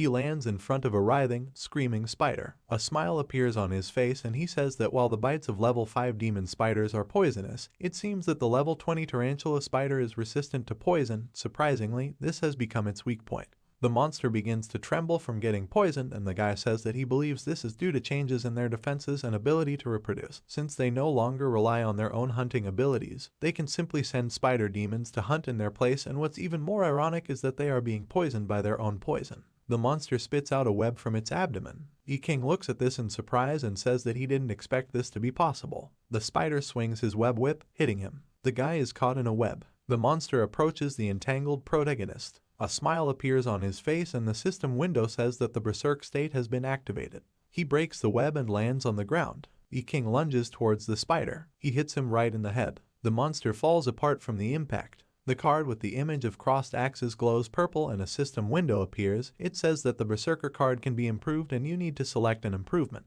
This first splash of blood increases the effectiveness of the Berserker state, and its physical attack can partially neutralize the opponent's resistance. But in return, their health will slowly drain until they die or run out of duration. The second is that Seething Rage increases the duration of the Berserker state and half the time for its recovery. Yi King clenches his fist and says that people would rather choose the latter because it is a more reliable option. He hits the spider with a dagger and says that this tarantula is an unusual monster. He raises his fist in the air when the monster dies and says that if he chooses the former, he will no doubt increase the Berserker state, but this health drain is too bad a side effect. The guy is enveloped in a purple glow and he smiles and says that he will choose the second one. With his ability to regenerate, this side effect will be less noticeable. The card with axes glows and the system window says that the level has been increased, and the protagonist says that by activating Blood Spatter, he will be able to harm those who have strong resistance to physical damage, because this is the advantage of this card. Several colorful cards appear in front of Yi King. He puts the cards into recycling, saying that this is what he chooses. In his hand is a purple card with a sword and he says that he can officially take this equipment from the abyss and sell it for 15,000. Purple hands appear behind him and he says that he will recycle everything else. The guy stands in front of the corpse of a monster with 20 attribute points. A smile appears on his face and his eyes light up purple, and he says that he wonders what skill he will get from this tarantula. A card appears with a purple glow and an image of a spider and the inscription that he can summon up to 4 tarantulas, who will fight with him side by side and develop in accordance with combat experience. A system window appears with a notification that a rare tarantula card has been received. Yi King opens his eyes wide and asks if he can not only summon them, but also pump them up. Blue crystals stick out from the walls of the cave. Jutong says in surprise that he didn't think they would stumble upon a mine in the abyss. A male healer with a worried face holds a crystal and says that there are a lot of crystals here, asking if this is the influence of the red moon. Lao Chen with a worried face says that finding at least one is a great success. He turns his head in alarm as the man inserts something. The eye on the golden pole turns its gaze to them and a system window appears, which says that Fury's eye marks everything within a 60-meter radius, allowing others to see this place on the map.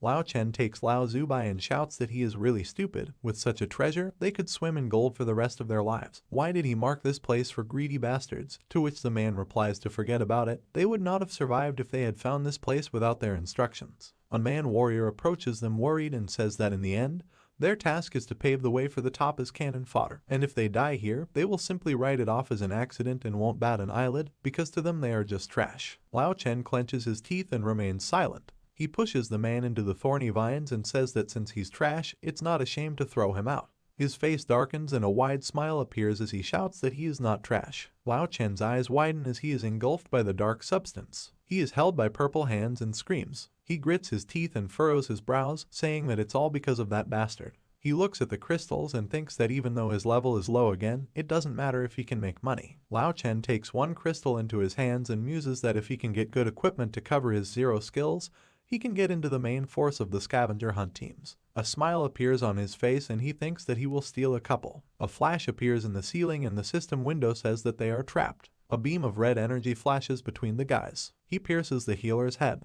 The guys look at the falling comrade and shout what the hell just happened. The mirror glows with a blue glow. A small pink spider in the system window says that it is a small tarantula. Yi King smiles as the spider runs towards him and he says that at the initial level, they look completely defenseless. A blush appears on the spider's face and the guy takes him in his arms. The system window says that he can grow into a level 5 demon spider, and if he wants him to survive on the battlefield, then he needs to increase his level to at least the 5th. The protagonist looks at him and says with a smile that if he wants him to survive on the battlefield, then he must raise his level to at least 5, deciding to give him points. The monster's eyes shine with delight. He smiles and is enveloped in a purple aura. The system window says that the level has been increased and the web skill has been acquired. The guys look at Lao Tzu with a hole in his head and shout his name. The male warrior gets very angry while Lao Chen worriedly says that it was an accident. Lao Zhang grabs the man by the chest and shouts that he killed him. He frowns and shouts that the healer did this for the sake of the family.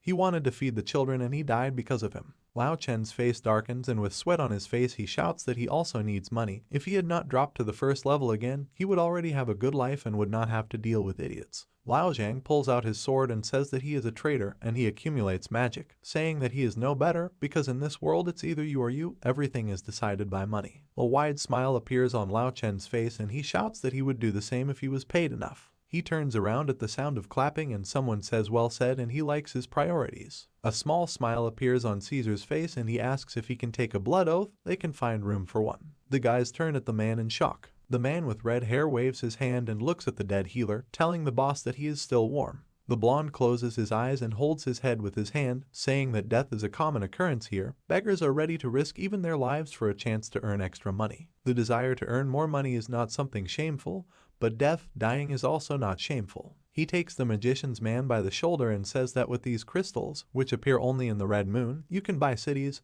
One piece is enough to not work for the rest of your days.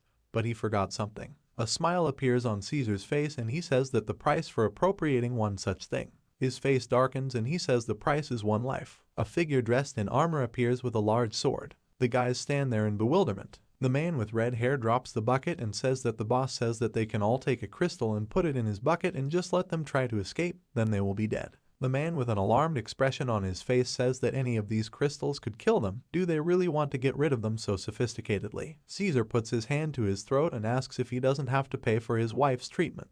He approaches Lao Zhang and asks if he said that he would do anything to save her. He frowns and says that the desire to earn more is not something shameful. The male warrior trembles and looks back at the crystals. The pupils of his eyes shrink and he looks at the stones. He reaches his trembling hand towards the crystal. Lao Zhang falls to his knees and closes his eyes, screaming that he can't. He starts crying and screaming that he actually lost all his money and came to pay off his debts and he doesn't want to die. Caesar puts on a straight face and says that this is a pathetic sight. Lao Chen looks at him worriedly and thinks that he is much cooler than him. He couldn't even compare to him in his heyday. The blonde turns to look at him when he asks what he said about the blood oath being able to accept him, and even though he is just a fire mage, he would like to join. Caesar looks at his comrade in shock and asks if he really said that, to which he replies that it really happened. Lao Chen falls to his knees in front of the man as he tells him to come closer. A blow lands in his face when he smiles and says that he is ready to give his life for a man. He jumps away from the man, blood comes from his mouth, and Caesar says that did he really think that there would be a place for him? He wouldn't take trash like him into the ranks of the elite, because he's a pathetic traitor and death awaited him anyway, and it will simply give his death some value. Lao Chen grits his teeth. Caesar kicks him in the back, shouting that it's normal that he's angry. But in any case he won't get out of here alive. He'll make them all the walking dead so that they collect these crystals for him. E King vaporizes his double while the blonde screams that he has already died once and that, one more, one less. The bard frowns and curses. The protagonist takes him by the shoulder and tells him not to do anything stupid. He takes a few steps forward and tells him to just leave it to him and wait. He puts his hands in his pockets and asks how dangerous collecting these crystals can be. The man in the orange robe is indignant and asks what kind of loser has appeared just now. The king grabs the crystal. He tears it away from the stone, causing the magician to get scared. The guys hide behind the stones and shout that he should at least warn them before he takes them. He can kill them all here. A man in an orange robe with a worried look asks if he has outwitted death itself or if the traps only work once. Yi King looks at the glowing crystals and thinks that even if this is a death trap, if he is lucky, he will fulfill all the requirements and will not die, but will only be injured, and perhaps there will be no effect at all, because his luck indicator must reach the threshold values so that there is no effect. He plucks another crystal from the stone. Caesar looks at him with a shocked expression on his face and shouts that the trap is working, but it is because of his luck. It is definitely above 60, after which a system window appears saying that the trap was not activated. The man in the robe looks at the blonde and asks, but can a person with the first level have such a high luck indicator, even those who changed their profession? The luck indicator did not increase on its own, to which the man replies that there is one reasonable explanation: no trap works. A man with red hair holds a large crystal and says that he has already taken 2 crystals and the trap is definitely broken. He looks back at the man in the robe and says that nothing happened while there was a flash in the darkness. A beam of energy pierces his forehead. He falls to the floor dead. A smile appears on Caesar's face and he says that without taking into account all other possible reasons, this Yi King has the highest luck score among everyone here, and perhaps this has something to do with the profession, because in the abyss, those characteristics most often increase are those which are associated with power. The protagonist furrows his brows when the man asks if they would spend their attribute points to develop something as useless as luck, to which the guy wonders if he split the points equally. The blonde smiles widely and says that the original plan was to turn them all into corpses that he could then use, but plans changed and now he only wants one corpse with a high luck score, and as for the rest, from them he just gets rid of it. Caesar puts his hands in his pockets and tells them not to let them get away. The male warrior trembles and frowns, saying that they are finished, because their opponents are a blood oath. They cannot cope with them, but that the bard says that they have time to escape. Lao Chen grits his teeth as blood runs down his face. He gets blown up and runs away with the crystal in his hands. Yi King turns to him in surprise and asks why he is running away. They can take them in numbers, to which Lao Zhang says that they will not take them, because now he is missing one person. A wide smile appears on his face and he says that they have enough for everyone. Sounds are heard from the ceiling and a man in an orange robe asks if they heard it, to which his friends ask if they heard anything.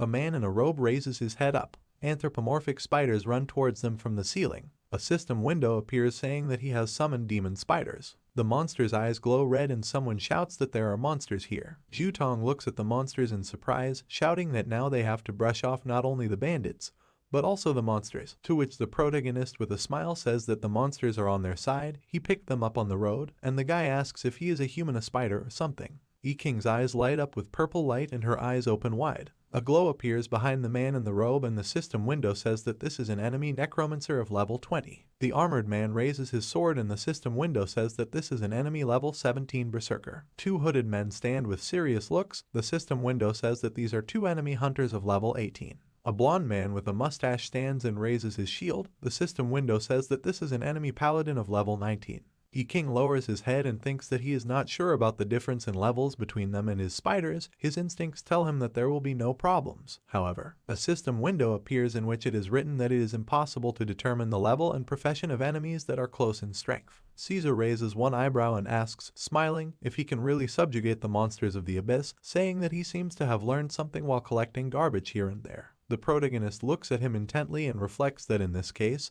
his level is not much higher than himself, and maybe even higher. Caesar waves his hand and with a wide smile shouts that if the level of these monsters is not higher than 10, then they may not even bother about them. So let them deal with the monsters first, and then with the garbage, but the main thing is not to touch the crystals. Yi King turns to his comrades and says that plans have changed, and if the warrior wants to live, then he better follow the example of Lao Chen. Lao Zhang's face looks alarmed and he thinks that he is a complete idiot if he decided to sacrifice himself to detain them, but if he insists on it so much. He turns around and runs away. The protagonist turns his gaze to the bard guy and says that he is sure that he had his own motives for going into this abyss, and if he wants to live, then he better run away. Zhu Tong turns to him and furrows his brows, saying that he will never forget this. He runs away into the cave. His foot steps on the ground. The system window says that he has luck alone. Debris falls from the ceiling, blocking the passage, and he curses. The male warrior turns to him and asks what happened this time. Sweat flows down Zhu Tong's face and he says that he is sorry, and since they entered the abyss, only failures have rained down on them and he does not know why.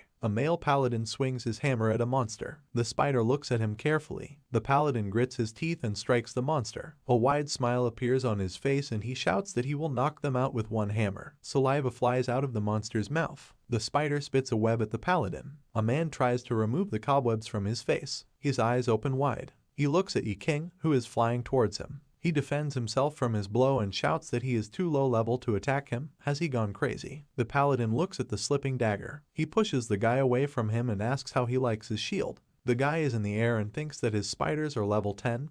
They will be enough to equalize his strength, but not to win because he is dealing with a blood oath. Yi King swings the dagger behind the paladin. Blood flows from his shins and he screams that his leg hurts. The protagonist makes a move and frowns. Men shoot at a guy with bows. Yi King turns his gaze towards them. He dodges 2 shots. Confusion appears on the faces of the archers and one of them asks if he really dodged, to which the other replies that this cannot be so. Most likely he just missed, let him try again. He draws the arrow, gathering magic into it. The man lets her go and shoots. The protagonist swings a dagger over a flying arrow. He cuts her in half. Fear appears on the face of one archer and he shouts that this man has broken his arrow. Yi King touches the floor, fire comes out and he uses a big explosion. The archers look at the burning floor in surprise. There is a deafening big explosion. The protagonist furrows his eyebrows and waves his hand while someone shouts that he is a tough nut to crack. The enemy berserker swings his sword at the spider, shouting that he is a monster. The bard looks at the halved monster in shock. The berserker lowers his head and his gaze darkens. He swings his sword at Zhu Tong when he shouts at him not to get excited. They discussed everything. Lao Zhang grits his teeth. He shields the guy from the berserker's attack. He turns to the bard and shouts that they couldn't escape here because of him. The berserker swings, raising his sword behind his head, while the warrior shouts that if he wants to live, then let him fight. Lao Zhang turns around sharply. He puts his shield in front of him to defend himself. The berserker throws him into the stone away from him.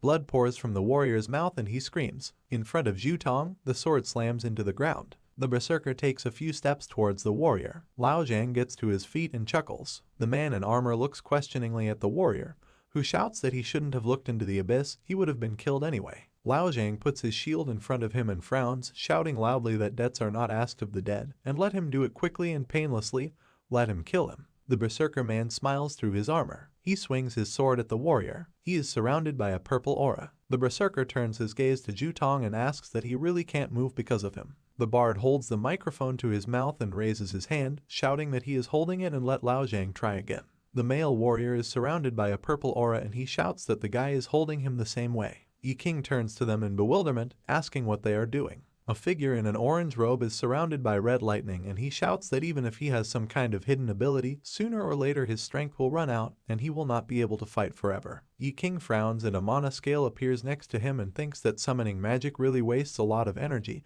He summoned a clone a little earlier, so the mana is almost used up, and summoning spiderlings also continues to waste mana. From his inventory he takes out a glass with blue liquid. A man in a robe looks at the protagonist in surprise, asking what he is drinking. His eyes light up red and he shouts that he doesn't care because mana cannot be restored anyway. He raises the dead healer and the red-haired man, shouting that a necromancer is a very powerful S-class profession, and a corpse controlled by a necromancer will fight forever. A look of alarm appears on the drinking guy's face and he asks about the management of corpses. A purple substance appears under his foot. He throws the empty glass and hands appear behind his back and he says that everything dead should rest in peace. One of the raised dead is sucked into the black substance. The man in the robe looks at it in surprise and asks what it is and where his corpses went. Yi King lunges towards him. He punches the necromancer in the face. He falls near Caesar, who is holding the monster by the face. The blonde squeezes the monster's head and turns around, saying that he has interesting abilities. Now it's clear why he was so hooked at that drink stall. Yi King's face darkens and he clenches his fist, saying that everything would be great if they all made a little money and went home, but they give crystals in exchange for human lives, and then they recruit people as cannon fodder. His eyebrows furrow, he raises his head and says that this is immoral. The light illuminates Caesar's face and he asks that if he really thought that he had potential,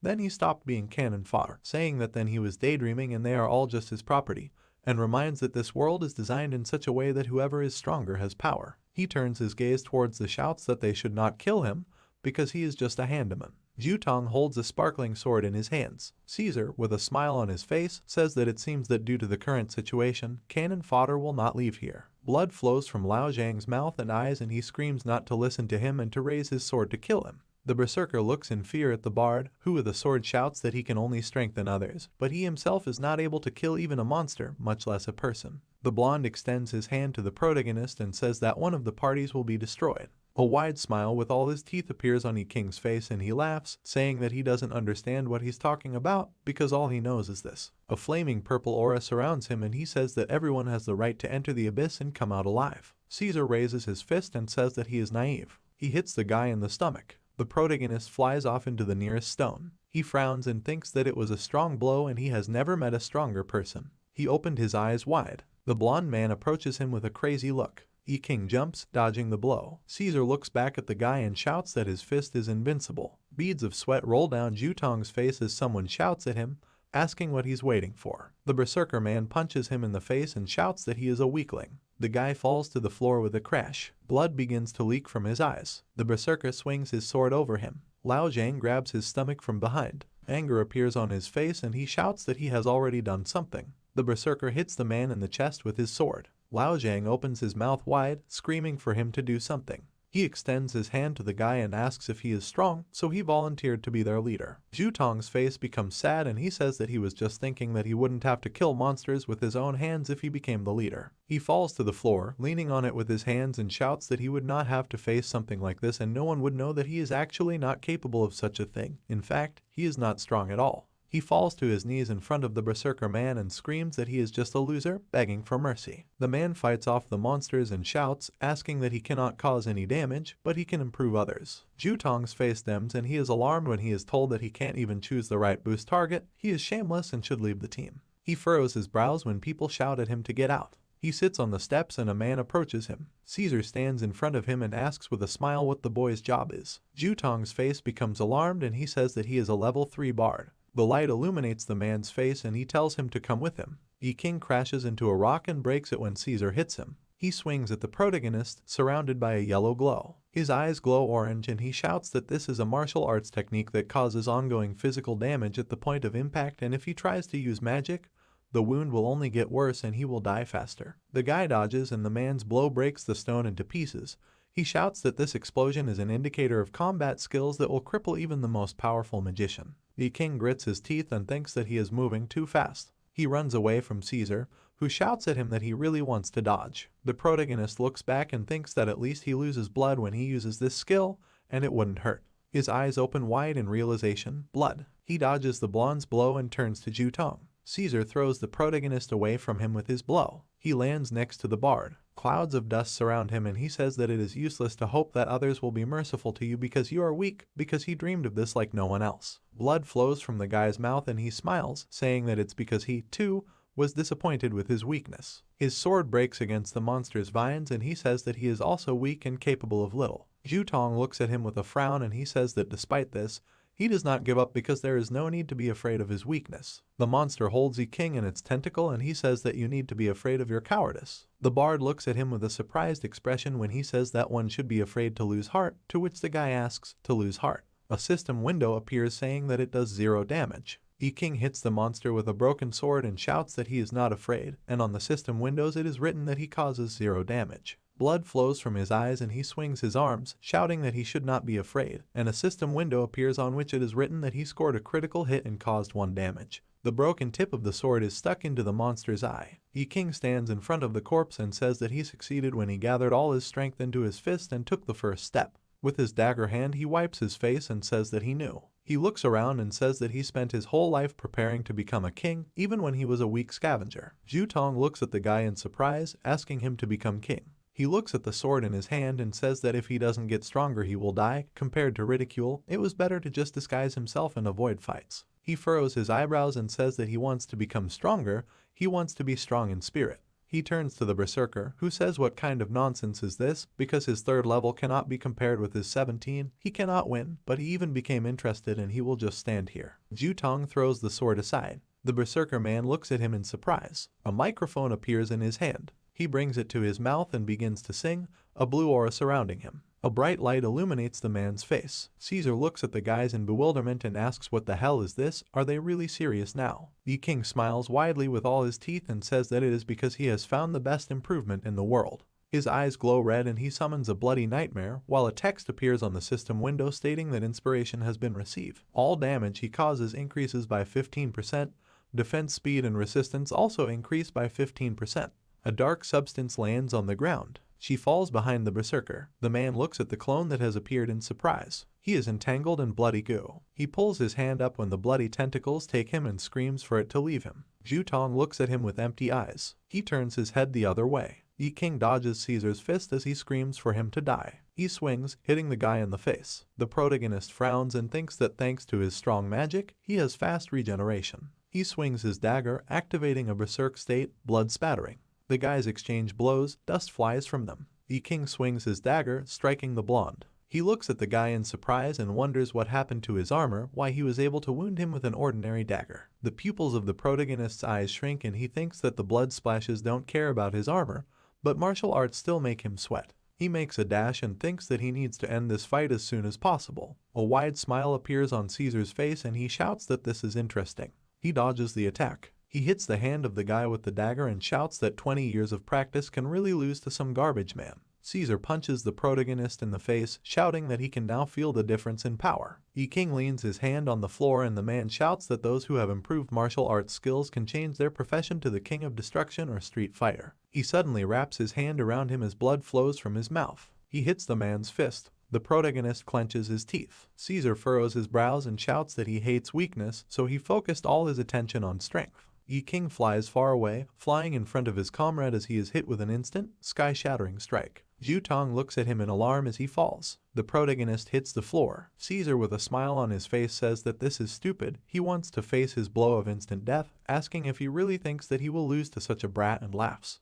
The guy clutches the torn clothes on himself and says that he wants to add all the unallocated points to the force. He tears off his clothes, exposing his toned torso, and the system window says that 176 points have been added to strength. The smile disappears from the blonde's face and he frowns and asks how many points have been added to the strength. The king is surrounded by a purple aura and thinks that his strength has increased instantly.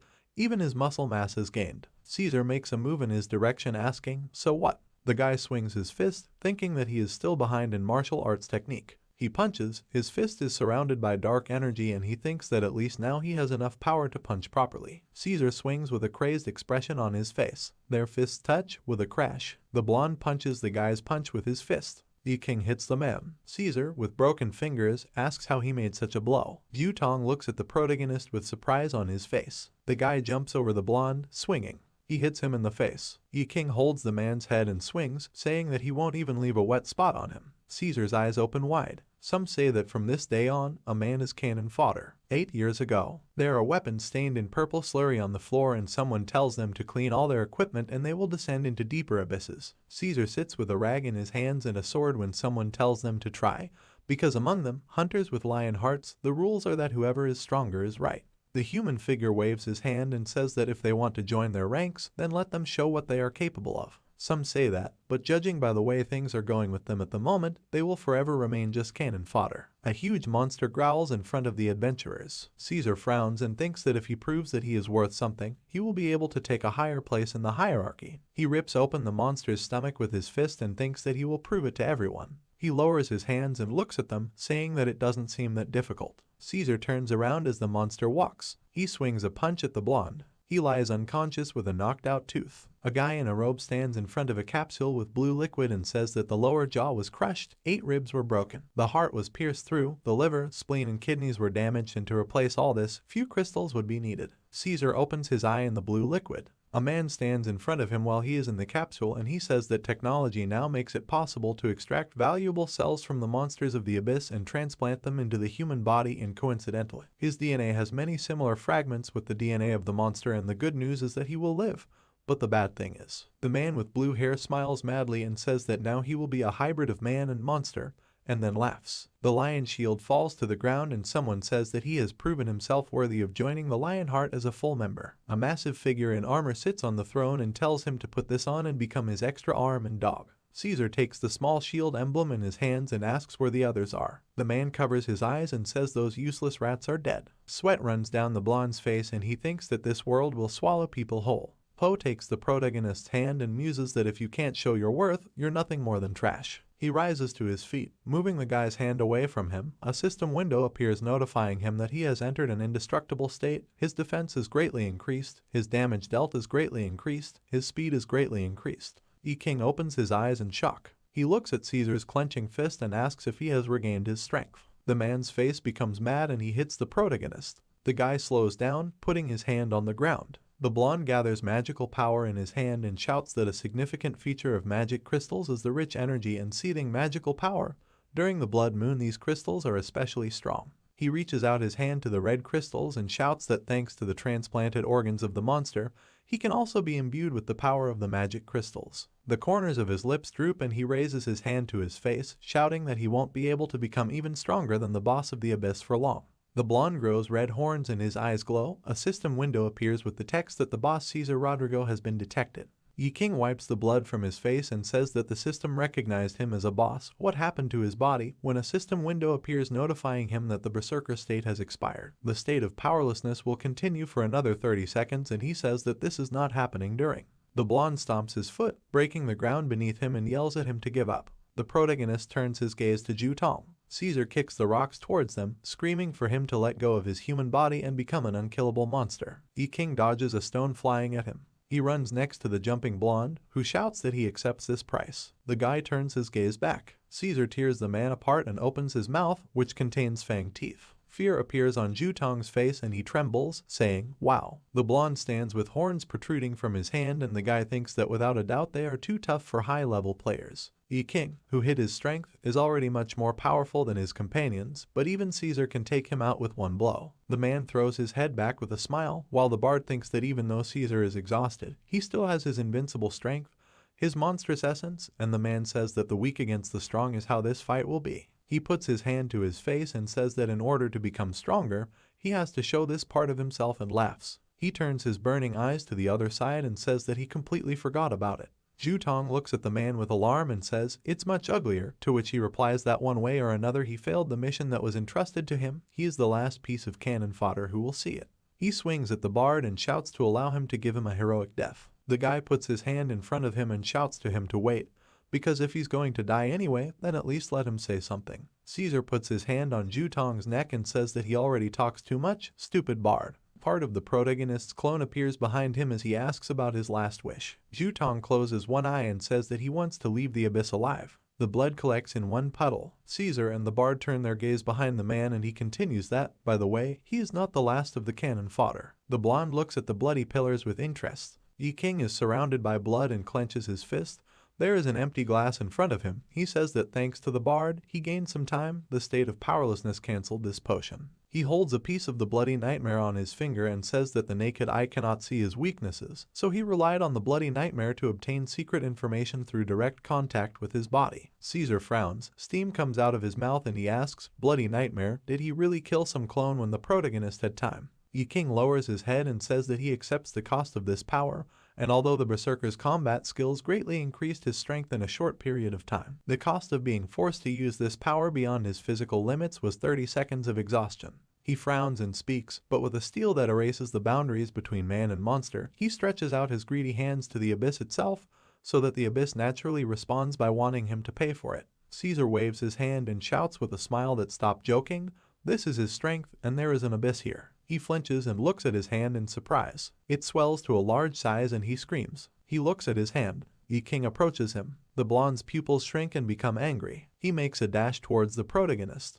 Yi King dodges the blow by jumping over him and grabs his head. He lands on the ground near the man. The blonde jumps on him, swinging his demonic arms, and the guy thinks that the changes in his body have increased his speed. He hits the ground and the guy dodges. Immediately he makes a second blow, which Yi King also dodges. The protagonist hits him on the arm with his elbow and thinks, if only he had a weapon. Caesar hits him while Jutong screams, calling for him. The guy's eyes open wide. The bard throws his dagger to him and catches it with a shout. Yi King catches the weapon right in front of his face. The blonde jumps away from the departing protagonist. The guy hits him on the monster-shaped hand, and going behind the man's back, he stabs him with a dagger. He lands on the ground behind Caesar. The blonde clenches his teeth and squints hard, asking if every blow is a critical one. Yi King stands in a fighting stance and tells him not to forget that he is still too tough for him, and he just added a few points to his agility. Caesar fans himself, his eyes glow red, and he shouts that he has angered him. Now he cannot live and he is a higher being. The protagonist dodges the blow by leaning back. He swings his fist, collecting fire magic in it, and asks, a higher being. He punches the blonde in the face and shouts that in his eyes, he is nothing more than a monster. The blonde's head begins to burn. His face transforms once again. Caesar becomes a huge red monster. Yi King looks at him worriedly and says that the monster has completely taken over him. He cannot be saved. He has completely mutated. He is surrounded by a purple aura and asks if he can hear the call of the abyss. The pupils of the monster's eyes shrink. They start to burn red and he screams for him to die and disappear. The monster begins to wave his arms in different directions and shout that he has proven his worth. Let him go. He is not cannon fodder and should not die. Yi King looks at Jutong, who frowns and says that he's just lost his mind. This is their chance. He turns his confident gaze towards the monster. Caesar returns to his more human form and laughs. Jutong looks worriedly at the protagonist, who is surrounded by a dark substance, who speaks to him and says that his body is being consumed by a bloody nightmare when the bard says that there is something on his body. Tears appear in his eyes and he says that he thought that he was already dead, while a system window appears in front of the guy, on which it is written that this is a challenge. You need to defeat Caesar without killing him, and then he will receive a rare reward, and the guy wondering if this is even possible. Part of his face is covered by a bloody nightmare and he thinks that this madman will not get out of here alive. Even the Selenas of his own team would not let him go just like that if they saw Caesar now. But if he accepts the challenge, he will receive a rare reward, and therefore it was possible. I'd like to try it. Yi King disappears into a dark puddle and tells the bard to remember his words. To distract the blonde, 5 seconds would be enough. He lowers his head and says that there is no need to kill him. He turns his back to the raging monster and the bard, saying that monsters belong to the abyss, monsters cannot leave it. Monster Caesar breaks the stone with a blow, and the guy says that the abyss will accept with open arms those who have abandoned their humanity. He goes deeper into the cave and the protagonist says that these are the rules of the abyss. The monster disappears in the darkness of the cave and Yi King says that he heard that monsters go berserk during the blood moon. This blood moon brought madness with it. A monster walks through the dungeon and someone shouts that his reward is very big, and if he survives, it means he has great luck, and this time it's his turn to grab it by the tail. The figure is illuminated by the light from the chest and he shouts that there is a lot of treasure here. A chest with a large number of cards opens in front of Lao Chen. A smile appears on his face and he shouts that he is rich, free, now he will have improved skills and a new life. The monster Caesar appears behind him as he laughs and shouts that he will change his fate. The light from the lamps illuminates the bar tables. Jutong hits his foreheads on the table and shouts that he should be his boss and the guy will always be with him. Yi King, with a mug of alcohol in his hands, says that he cannot be so cool. To which the inspired guy says that the moment he heard him say that he knew that he had been preparing to become a king all his life, he realized that will follow him anywhere. The protagonist takes a deep breath and, closing his eyes, says that yes, he was just pretending to be cool at that moment. Looking at it now, he was talking complete nonsense. The bard hits the table with his hands and says that this is nonsense. Only after listening to him did he realize that he was worth something and he had goals. He points at himself with a small blush on his face when the protagonist asks what his goals are, to which he replies that he himself said that he is the best support.